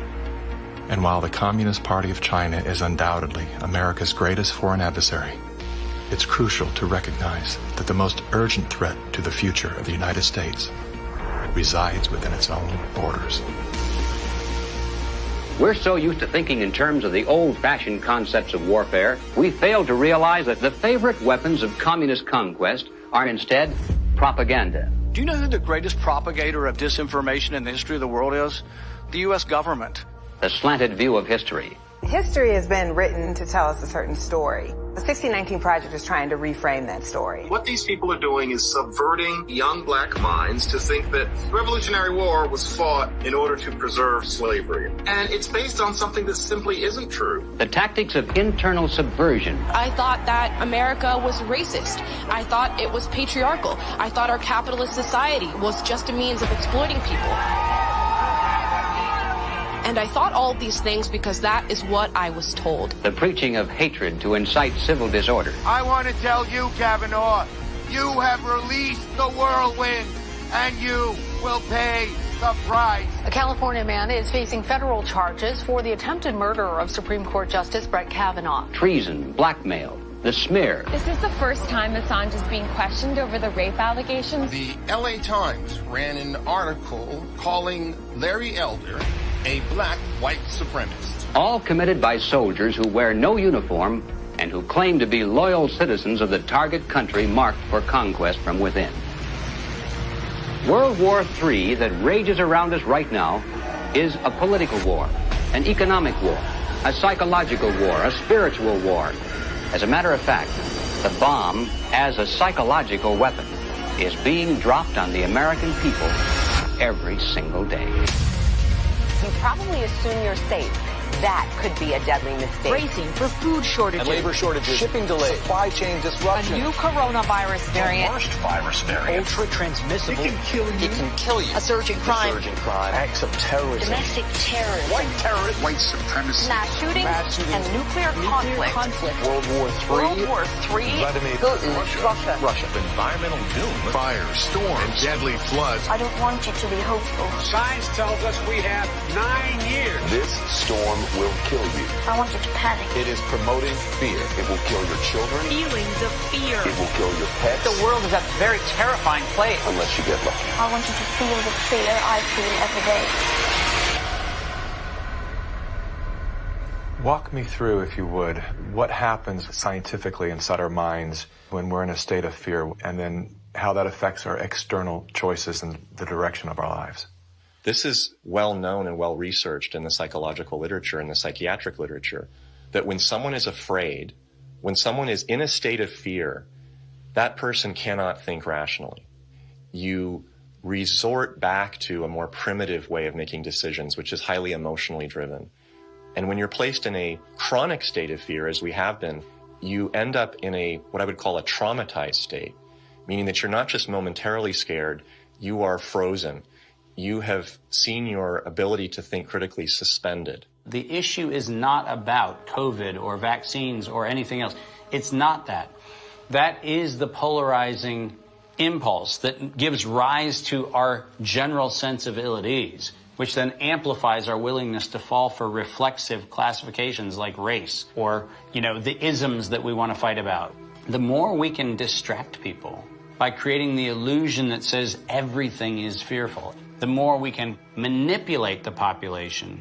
We were groomed for decades to be fearful, whether it was drop and cover. We must be ready all the time if the atomic bomb explodes. Duck and cover. To protect against the threat of nuclear annihilation, or more recently, the impending ecological collapse of our planet in 12 years that AOC and Greta Thunberg keep warning us about. The world is going to end in 12 years if we don't address climate change. How dare you? All of these fears are grounded to some degree in reality. They're not completely invented, but they are exaggerated so greatly that we cannot actually reason through them anymore. When people are afraid, they won't just accept authoritarianism, they'll demand it. They will demand it. Somebody do something. Somebody take charge and tell me what to do. Like, where do I stand? Where do I walk? What do we do? What are the rules? And again, people in power always use that, right? Where they say, never let a good crisis go to waste. We can take this and we can now enact policies that normally we wouldn't be able to get away with. Maybe in a couple of decades, when people look back, the thing they will remember from the COVID crisis, this was the moment that we agreed to be surveyed all the time. And maybe even after the event is over, maybe we can still keep 30%. And over time, multiple crises, suddenly you have a government or an individual who has far more power than they're actually supposed to. The leaders of the mass, the people who pronounce a narrative in public space, usually are hypnotized themselves. They believe they need to reshape society to be able to deal with the challenges society faces. And they believe so fanatically in that ideology that they think it's justified to manipulate and cheat and to use all kinds of narratives to convince people to go along with that ideology. We're going to go visit Mom. I'm going to bring the home family to see Mom. No. We will shut you down. We will cite you. And if we need to, we will arrest you and we will take you to jail. You either get your tests done and make sure you're cleared, or we will keep you in a facility longer. It's going to be very hard for people to do a lot of normal life unless they can prove their vaccination status. Such as, you're not going to work in this particular agency or institution. You're not going to be able to go to this college or this university. Once we start doing that, you will see more and more people willingly get vaccinated. If the fear of losing your job, your friends, family, and future isn't enough to coerce you into submission, perhaps these incentives will entice you to willingly comply. It's everything from cash prizes to college scholarships. Now offering kids 12 and up limited edition Avengers comic books. Thousands of prizes available, including cruises and Super Bowl tickets. They're giving away Ford F-150 trucks. They're giving away shotguns and hunting rifles. Marijuana dispensaries are giving away joints for Jack. Krispy Kreme announcing this week a free donut. And yes, free beers. That's right. Get a shot and have a beer. Today could be your lucky day. California's vaccine lottery. One grand winner to take home up to $5 million if you get vaccinated next week. They made it exciting, right? There's a reason people go to Vegas. It really could be somewhat lucrative if they aren't already persuaded. 13-year-old Joshua says one of the best parts of getting a shot at Mickey D's, lunch on the house. Just think of this when you think of vaccination. Vaccination. If you need luck with love, dating apps are offering incentives too. Vienna Brothel is providing COVID-19 vaccinations and giving those who take up the offer a 30-minute session with a, quote, lady of their choice. We have finally found the one thing that makes us all more attractive, a vaccination. To love one another, as Jesus said, get vaccinated, get boosted. Do you think that it's being posed as politics, but it's behaving like a religion? Because it's acting like a religion. Yeah. It's dogmatic, it's absolute, it's if you do not believe in it, you are condemned to hell. Maybe this is a new religion. God did answer our prayers. He made the smartest men and women, the scientists, the doctors, the researchers. He made them come up with a vaccine. That is from God to us. And we must say, thank you, God. Thank you.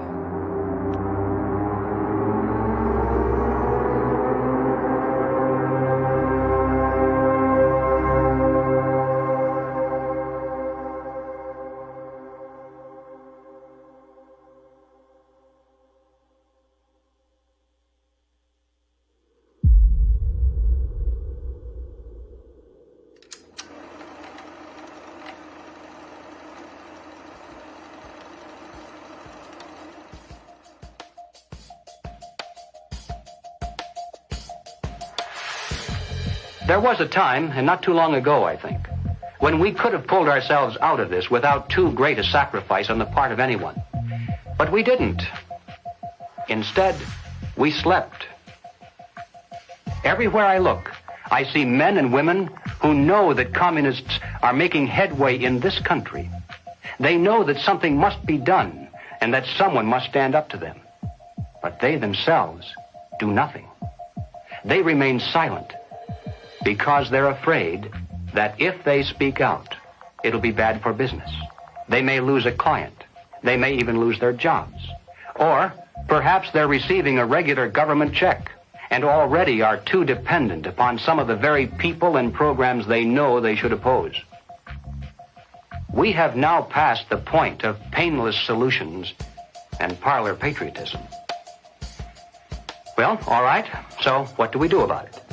What are the countermeasures that need to be taken? And where do we begin? Before we finally win this battle, and I should hasten to say that there's no doubt in my mind that we're going to win. I'm increasingly convinced of this. But before we finally do see victory, we must carry the truth to every man, woman, and child in America. I have no idea of what each of you is going to do in the critical days that lie ahead. It may be much, it may be little, it may be nothing at all. I don't know. Only you can answer that question. But ladies and gentlemen, whatever it is you decide to do for your country, do it soon. Do it now. Every minute that you delay further will add dearly to the price of ultimate victory. Mr. Griffin, that was over 50 years ago. Where are we now? Hearing that phrase after all these years is kind of a shocker because I didn't realize really at the time how accurate it was going to be. But we're in the middle of it now, and so the ultimate victory is still ahead of us. How did you know way back then what would be happening today? It's a long story, of course, but I did take a fascinating tour of the Communist Bookstore in Los Angeles when I was very, very young. I was working for an insurance company. I was Mr. Corporate America, you know. That was the period when the hippie, you know, image was pretty popular, and a lot of these guys in that bookstore were in that uniform. And I think they felt I was a potential recruit, you know. Yes, we've always been quite willing to talk about We'll talk about socialism anywhere, in the streets or in the Senate, anywhere, you know. They're a communist faction making a big power play for SDS. Is there any communists back here? I guess there is. Yes, they are communists, and yet our nation seems unconcerned. Many newspapers, television commentators, and educators call these young revolutionaries dissidents. But are these voices voices of mere dissent, of mere student unrest, or of sedition and revolution? They invited me to come to their study groups, they called them. They were really the recruiting funnel, you know. And I didn't have to pretend to be interested because I was interested. I wanted to see what these guys were up to. And of course, the more I read, the more I realized that these guys were deadly serious. And so my crusader gene said, hey, buddy, you better stop worrying about the corporate ladder and making money and looking good and start doing something about it. And I'm glad I did, because after that point, my life had a meaning. It had a purpose more than just self-centered. Who are some of the key figures behind this agenda? I'm not sure we can name names. We know that there are layers and layers of control and influence, sort of pyramidal in form. At the bottom level, of course, it's just all the common people. Most of them don't even know what's going on. It used to be that an invader could come in with a superior army, and people resent it, but they obey because if they don't, they get killed. Now, if they want to conquer people in this environment, they have to do it through the mind. And of course, today, after all the technology that we have, and the control over the communications and the images and the school system and the media, they have absolute control over the funnel of information that comes to the average person. And the average person, if they're not aware that there's a real war going on for their mind, they will be helpless. And as long as people are on the edge of fear, they're willing to give up their liberties and pay lots and lots in taxes. A tax on carbon. And as I passed through that idea that, in my view, the enemy is in a category called collectivism. And that's the word that applies to all of these things. Socialism, communism, fascism, Nazism, all of these things are merely variants of collectivism. That is the philosophy based on the assumption that the group is more important than the individual, and that the individual must be sacrificed if necessary for the greater good of the greater number. That's the trick. You're doing this for society. Obviously, you don't like to tell people what to do, but sometimes for the good of society, that's necessary. We have to start doing things for the greater good of society, and not for idiots who think that they can do their own research. But it's not about me and my rights to choose. It's about how I love my neighbor. You are not doing this for yourself. If you are at all like me, your own health, your own risk is not a big rational driver of all of your actions.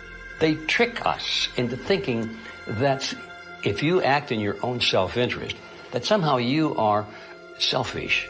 And nothing could be further from the truth.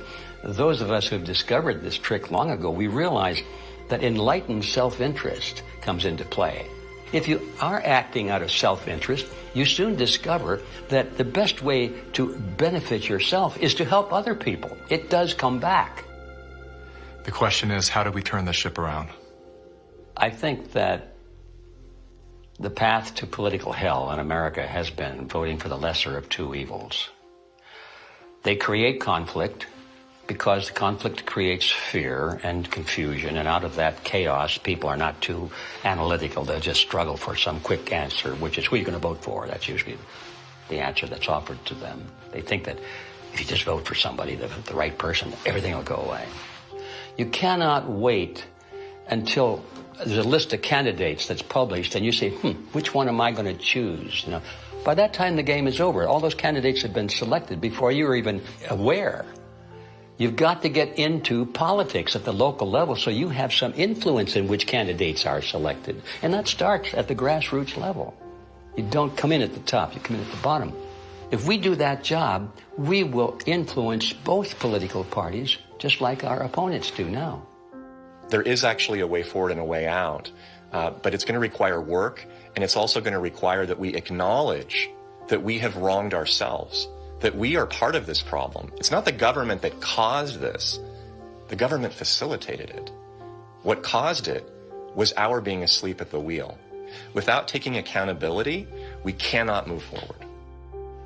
The masses of humanity have been slapped awake in a very short period of time, to where now it has created a domino effect of awareness all across the planet. People cannot go back into the matrix now. They can't. A lot of people are trying to, and they can't. We have the right as citizens in this country to abolish government and create a new one. And that is the authority that has been given to us. It is written in our documents. the Declaration of Independence, the Constitution of the United States, the Declaration of Human Rights. We have indelible rights, and the basis of those rights are our freedoms. And if we don't have that, we don't have life. And so we have to awaken, we have to arise, we have to fight. The natural rights of every individual is life, liberty, and property. And establishing a country on a premise that had never been established before, that the individual is sovereign because their rights are endowed to them by a sovereign God. This which has happened can only be described as divine, which is why we're the nation. Our ideology, our way of life is always under this relentless attack that we have defeated over and over again, and we will defeat it this time. We're all fighting with each other, and the way that we combat that is doing the opposite of what these war overlords want us to do, which is fight with each other. We should be learning how to forgive and inviting other people to the table even if we disagree with them, and extending grace to one another even if we know that they've done something that we totally disagree with, because that's how we ultimately are going to heal as a nation, is understanding that we all come from different walks of life and we all live here together, and let's start talking. The only real problem that's existed in the world is division. It's that people are not getting in rooms, willing to speak with one another, see each other's hearts, and get to know, hey, what do you believe? What do I believe? And is there a way we can actually work together to solve these problems? And I'm willing to bet that most of the Gen Zers would say yes. That's what we do right now, and that's why I'm glad we're at the age that we are, because we can be leaders of that conversation. When I started to realize, like, wow, freedom's a polarizing concept for some reason. Thought this was America. Is this America? It is? Okay. World's different than I thought. So my fear was, I could lose everything. I could lose my audience. I could lose my business. But I knew, especially having a son come into the world, I am imprinting something on his beautiful, innocent, fragile psyche and heart. I'm imprinting the man that I am, or I'm imprinting a hollow shell of the man that I refuse to be. And I knew in that moment, I'm willing to risk losing everything to do that. I would rather pick up cans on the side of the highway to feed my family than to live out of alignment with my truth and betray my son. Just say no. Rise up in a nonviolent way. They can't imprison everyone. They can't fire everyone. But they can fire individuals that are separated and don't work together and give into the fear. And don't sacrifice your future for a few conveniences now in the present. You should sacrifice maybe the present conveniences so that you're going to have a future. The media has done a good job at stripping from us our ability to think on our own and for ourselves. If we can get back to that, I think that we can build a stronger America. In my opinion, the first step you have to take is you have to get out from under the control mechanisms. And that means blow up your TV, don't listen to the fear porn, and set yourself free of debt, which is what controls you and controls everything around you. It is the weapon that is used. The most important thing is always that the dissonant voices continue to speak out, and, also extremely important, that they don't start to form a mass or a crowd themselves. Because that happens very easily as well. Happens very easily. Once a large-scale mass formation starts, the people who do not go along with them feel threatened, and they can start to form a mass themselves. So it's extremely important not to form a mass ourselves. That means to form a group, a coherent group, and that what unifies this group should in the first place be the fact that everybody who belongs to the group can have his own opinion and can speak in his own way. What matters most to you?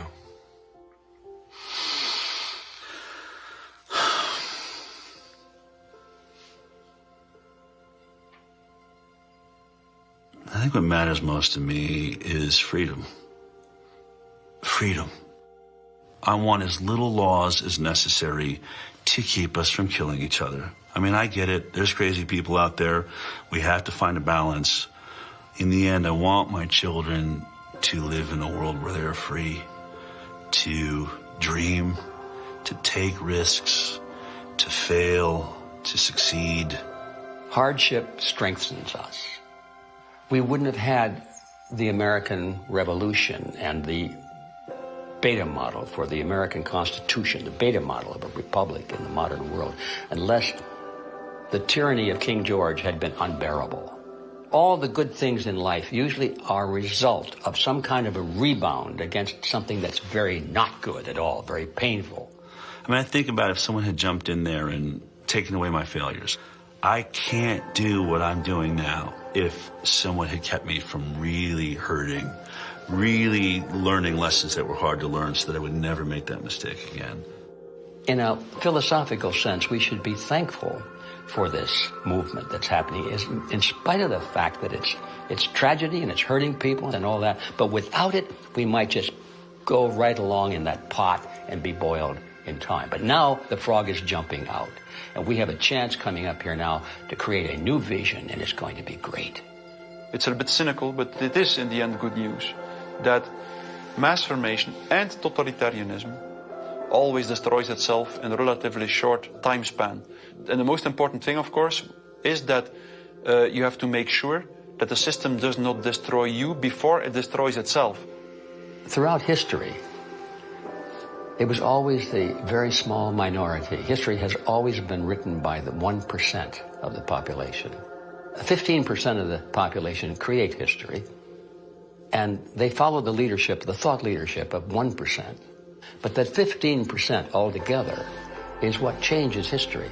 And so all you have to do is reach 15% of the population. I think today, after all this time, we have more than 15%. We just have to get them together so they realize that they're not alone. And that's our task right now. I don't think our societies have taken the moment to look up and actually see and appreciate how much progress has been made in the past century. On so many different levels, we have made incredible progress. Like, what we've got here is actually great. It's imperfect, and we should still be making tweaks carefully to try to make it better. And I think that's where so much of that self-hatred or hatred of the nation or hatred of the other or whatever comes from. This lack of perspective and gratitude and inability to take a moment, chill out on the activism and go, wait, actually, okay, we've achieved a very unique and special point in history, and let's be careful with that. On that note, as a man who's traveled the world, yeah, have you experienced any nation that has course corrected beyond their sins more than the U.S. has? No. It's sad to see Americans who live in a free country, born as Americans, and do not recognize their privileges.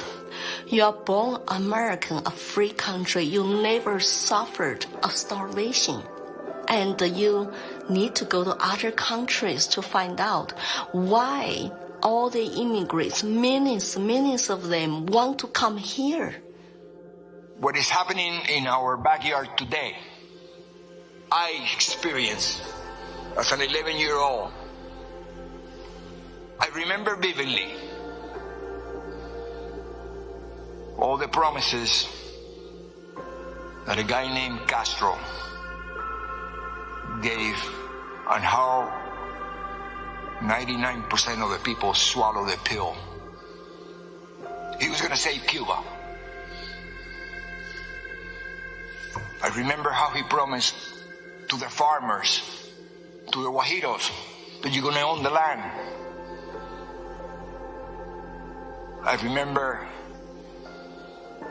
all the promises that we hear today about free education and free health care and free land. And my God, no freedom. The defectors here that are speaking out against the Communist Party in China are risking their lives. And our government is not interested in listening to them or helping them in any way.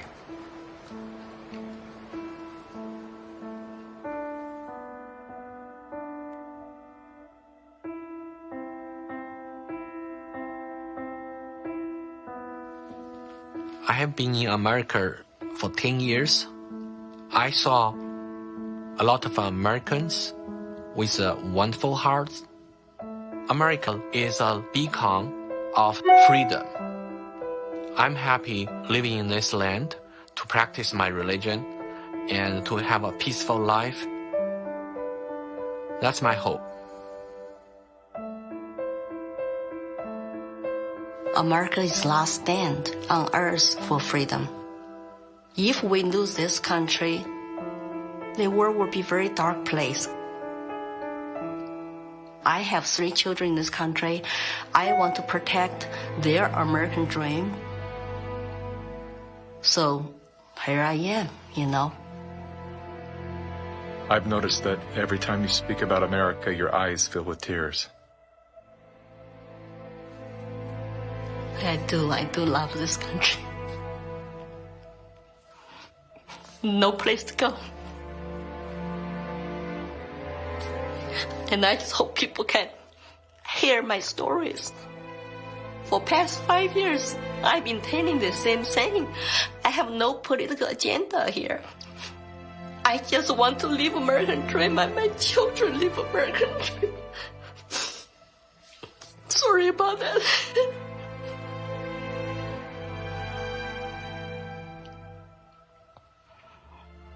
It's time to ask questions. It's time to wake up.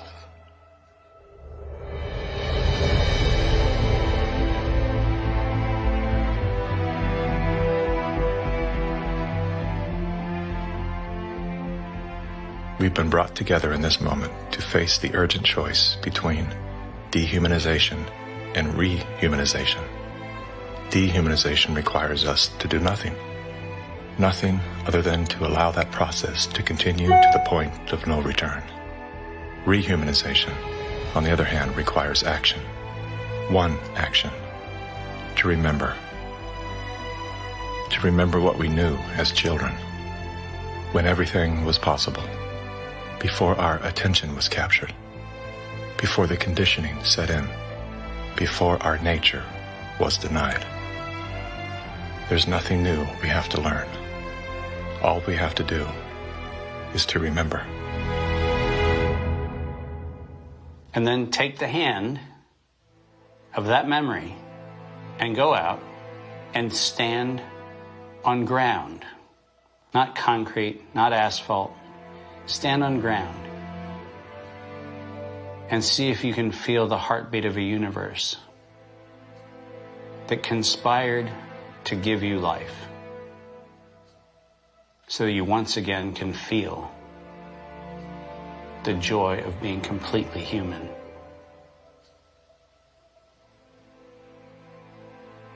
And then never forget that moment.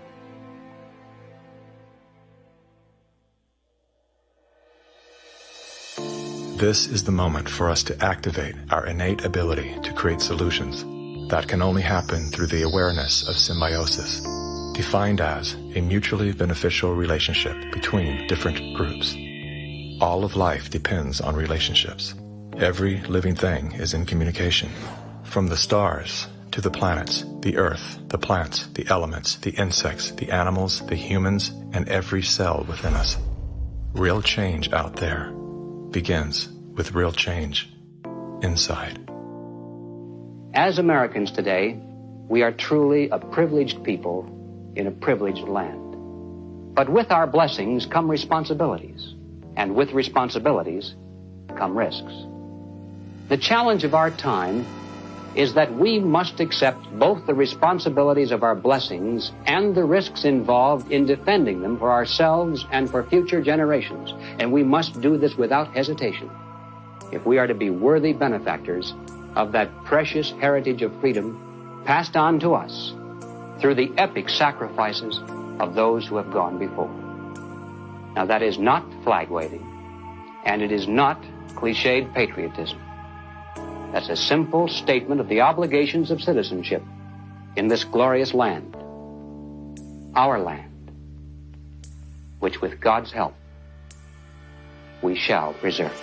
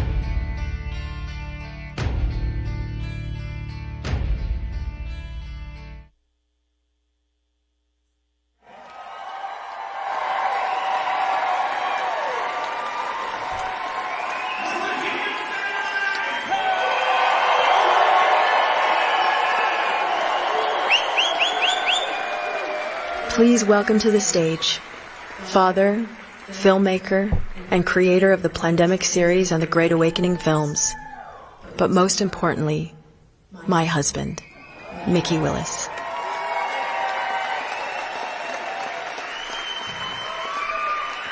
Can I get everyone who participated in this movie, our production team, our cast, and all of our related community of people who made this possible, please come join me on stage. I almost said our collective of people. Our collective of individual, sovereign human beings. Please come join us on stage.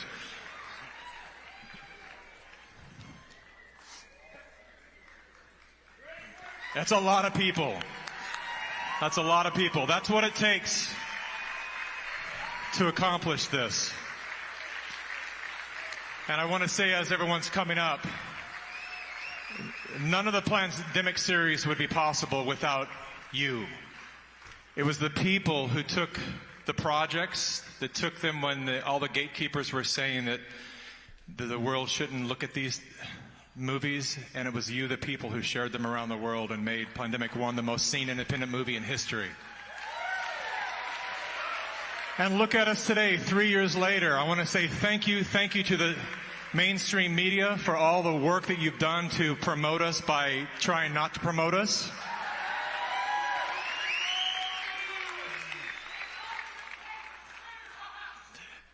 And I will ask you again to share this movie with the world. And I have some technical things that are taking place right now. And apparently the shareable link won't be ready until tomorrow night. The movie will be available to view. But once that link, is that correct? Am I right? Yes. Okay.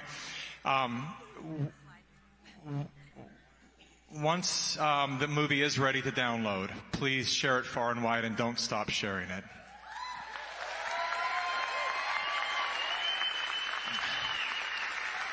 So to all of you up here who participated in this, and to the people, I also want to say that in the last 2 nights we were working, my crew, I went to bed about 4 in the morning. They were up till 10 a.m. this morning doing very final adjustments. And the movie had reached a point of being just incredibly too long, and there was an entire section with a bunch of incredible speakers that in the 11th hour got cut out. And some of those people are in this room tonight. And so I want to speak directly to you, because it's one of the toughest things as a filmmaker to have to do, is to have people that you love and respect who took the time out of their busy schedules to come and sit down and share their hearts and their wisdom, and then to make that last-minute choice based upon technical reasons and all other reasons that a particular section has to go, and you can't even really get emotionally attached to it. You just have to do it for the project itself, and that happened last night. And so to the people in this room that didn't make it to the final cut, my promise to you is we're going to create something with your individual testimonials and your interviews, and we'll release those in the world for your service. And I want to thank you for being part of this.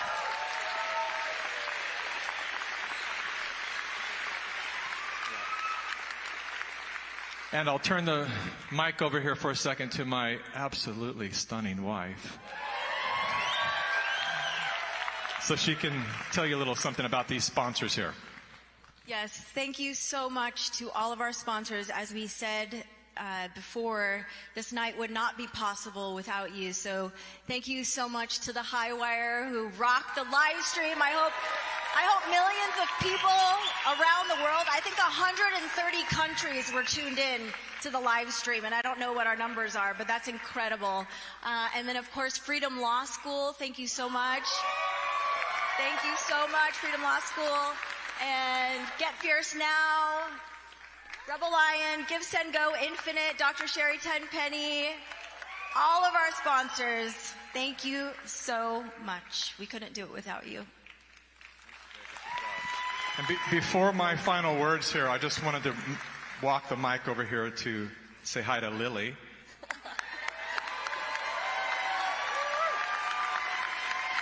Because Lily has a little announcement. Well, what an American dream to be here. Lots of first time since I come to this country. And tonight is my first time to be on red carpet film premiere here. Thank you for all My big announcement is that to defeat communists in this country, for all the freedom lovers to unite, I have declared my candidacy for U.S. Congress in New Hampshire. Yes!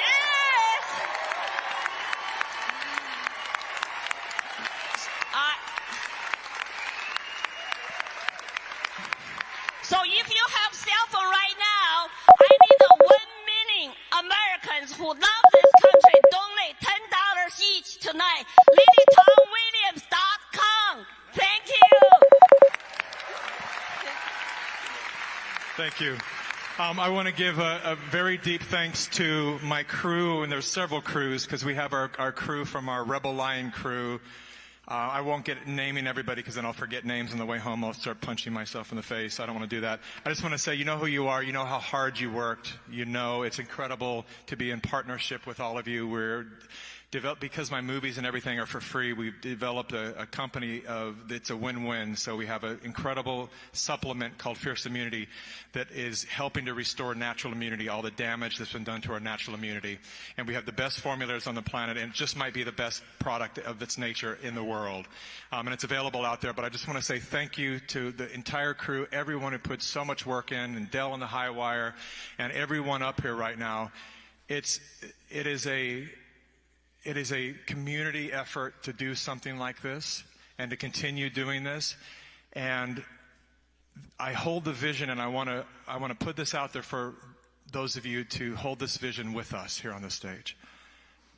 So as you saw in the movie tonight, what's happening in America is a cultural revolution.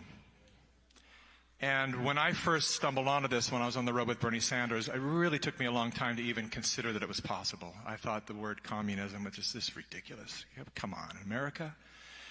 And it's not even about communism. It's about deteriorating the foundation of our nation that was built upon a mission statement that no other nation has been built upon. And that is why everyone escapes from other nations to here to experience sovereignty and freedom. And that is what is at stake for us. But every time that this has happened in the past, the people didn't have what we have. They didn't have the technology that we have to communicate with each other, to share the truth, to gather 2,500 of us in a theater like this, to share this truth. They didn't have the internet. They had state-sponsored television programs that all told them the same propaganda. And so the people were absolutely helpless other than to just comply with that system. This is America. We have not only the technology to prevent that, but we have a spirit that will not die. And God bless all of you. Thank you for your support and love and support. And to the Great Awakening.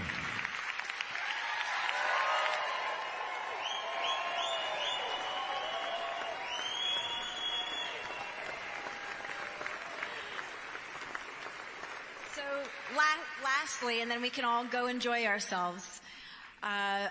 Again, our films are free to the people. We want them to remain free, and really the only way that can continue to support our work and to be able to give it free to the people is with your support. So you can go and donate at plandemicseries.com or scan the QR code and it'll lead you to the way to donate and support us. So thank you so much. We really, really appreciate it.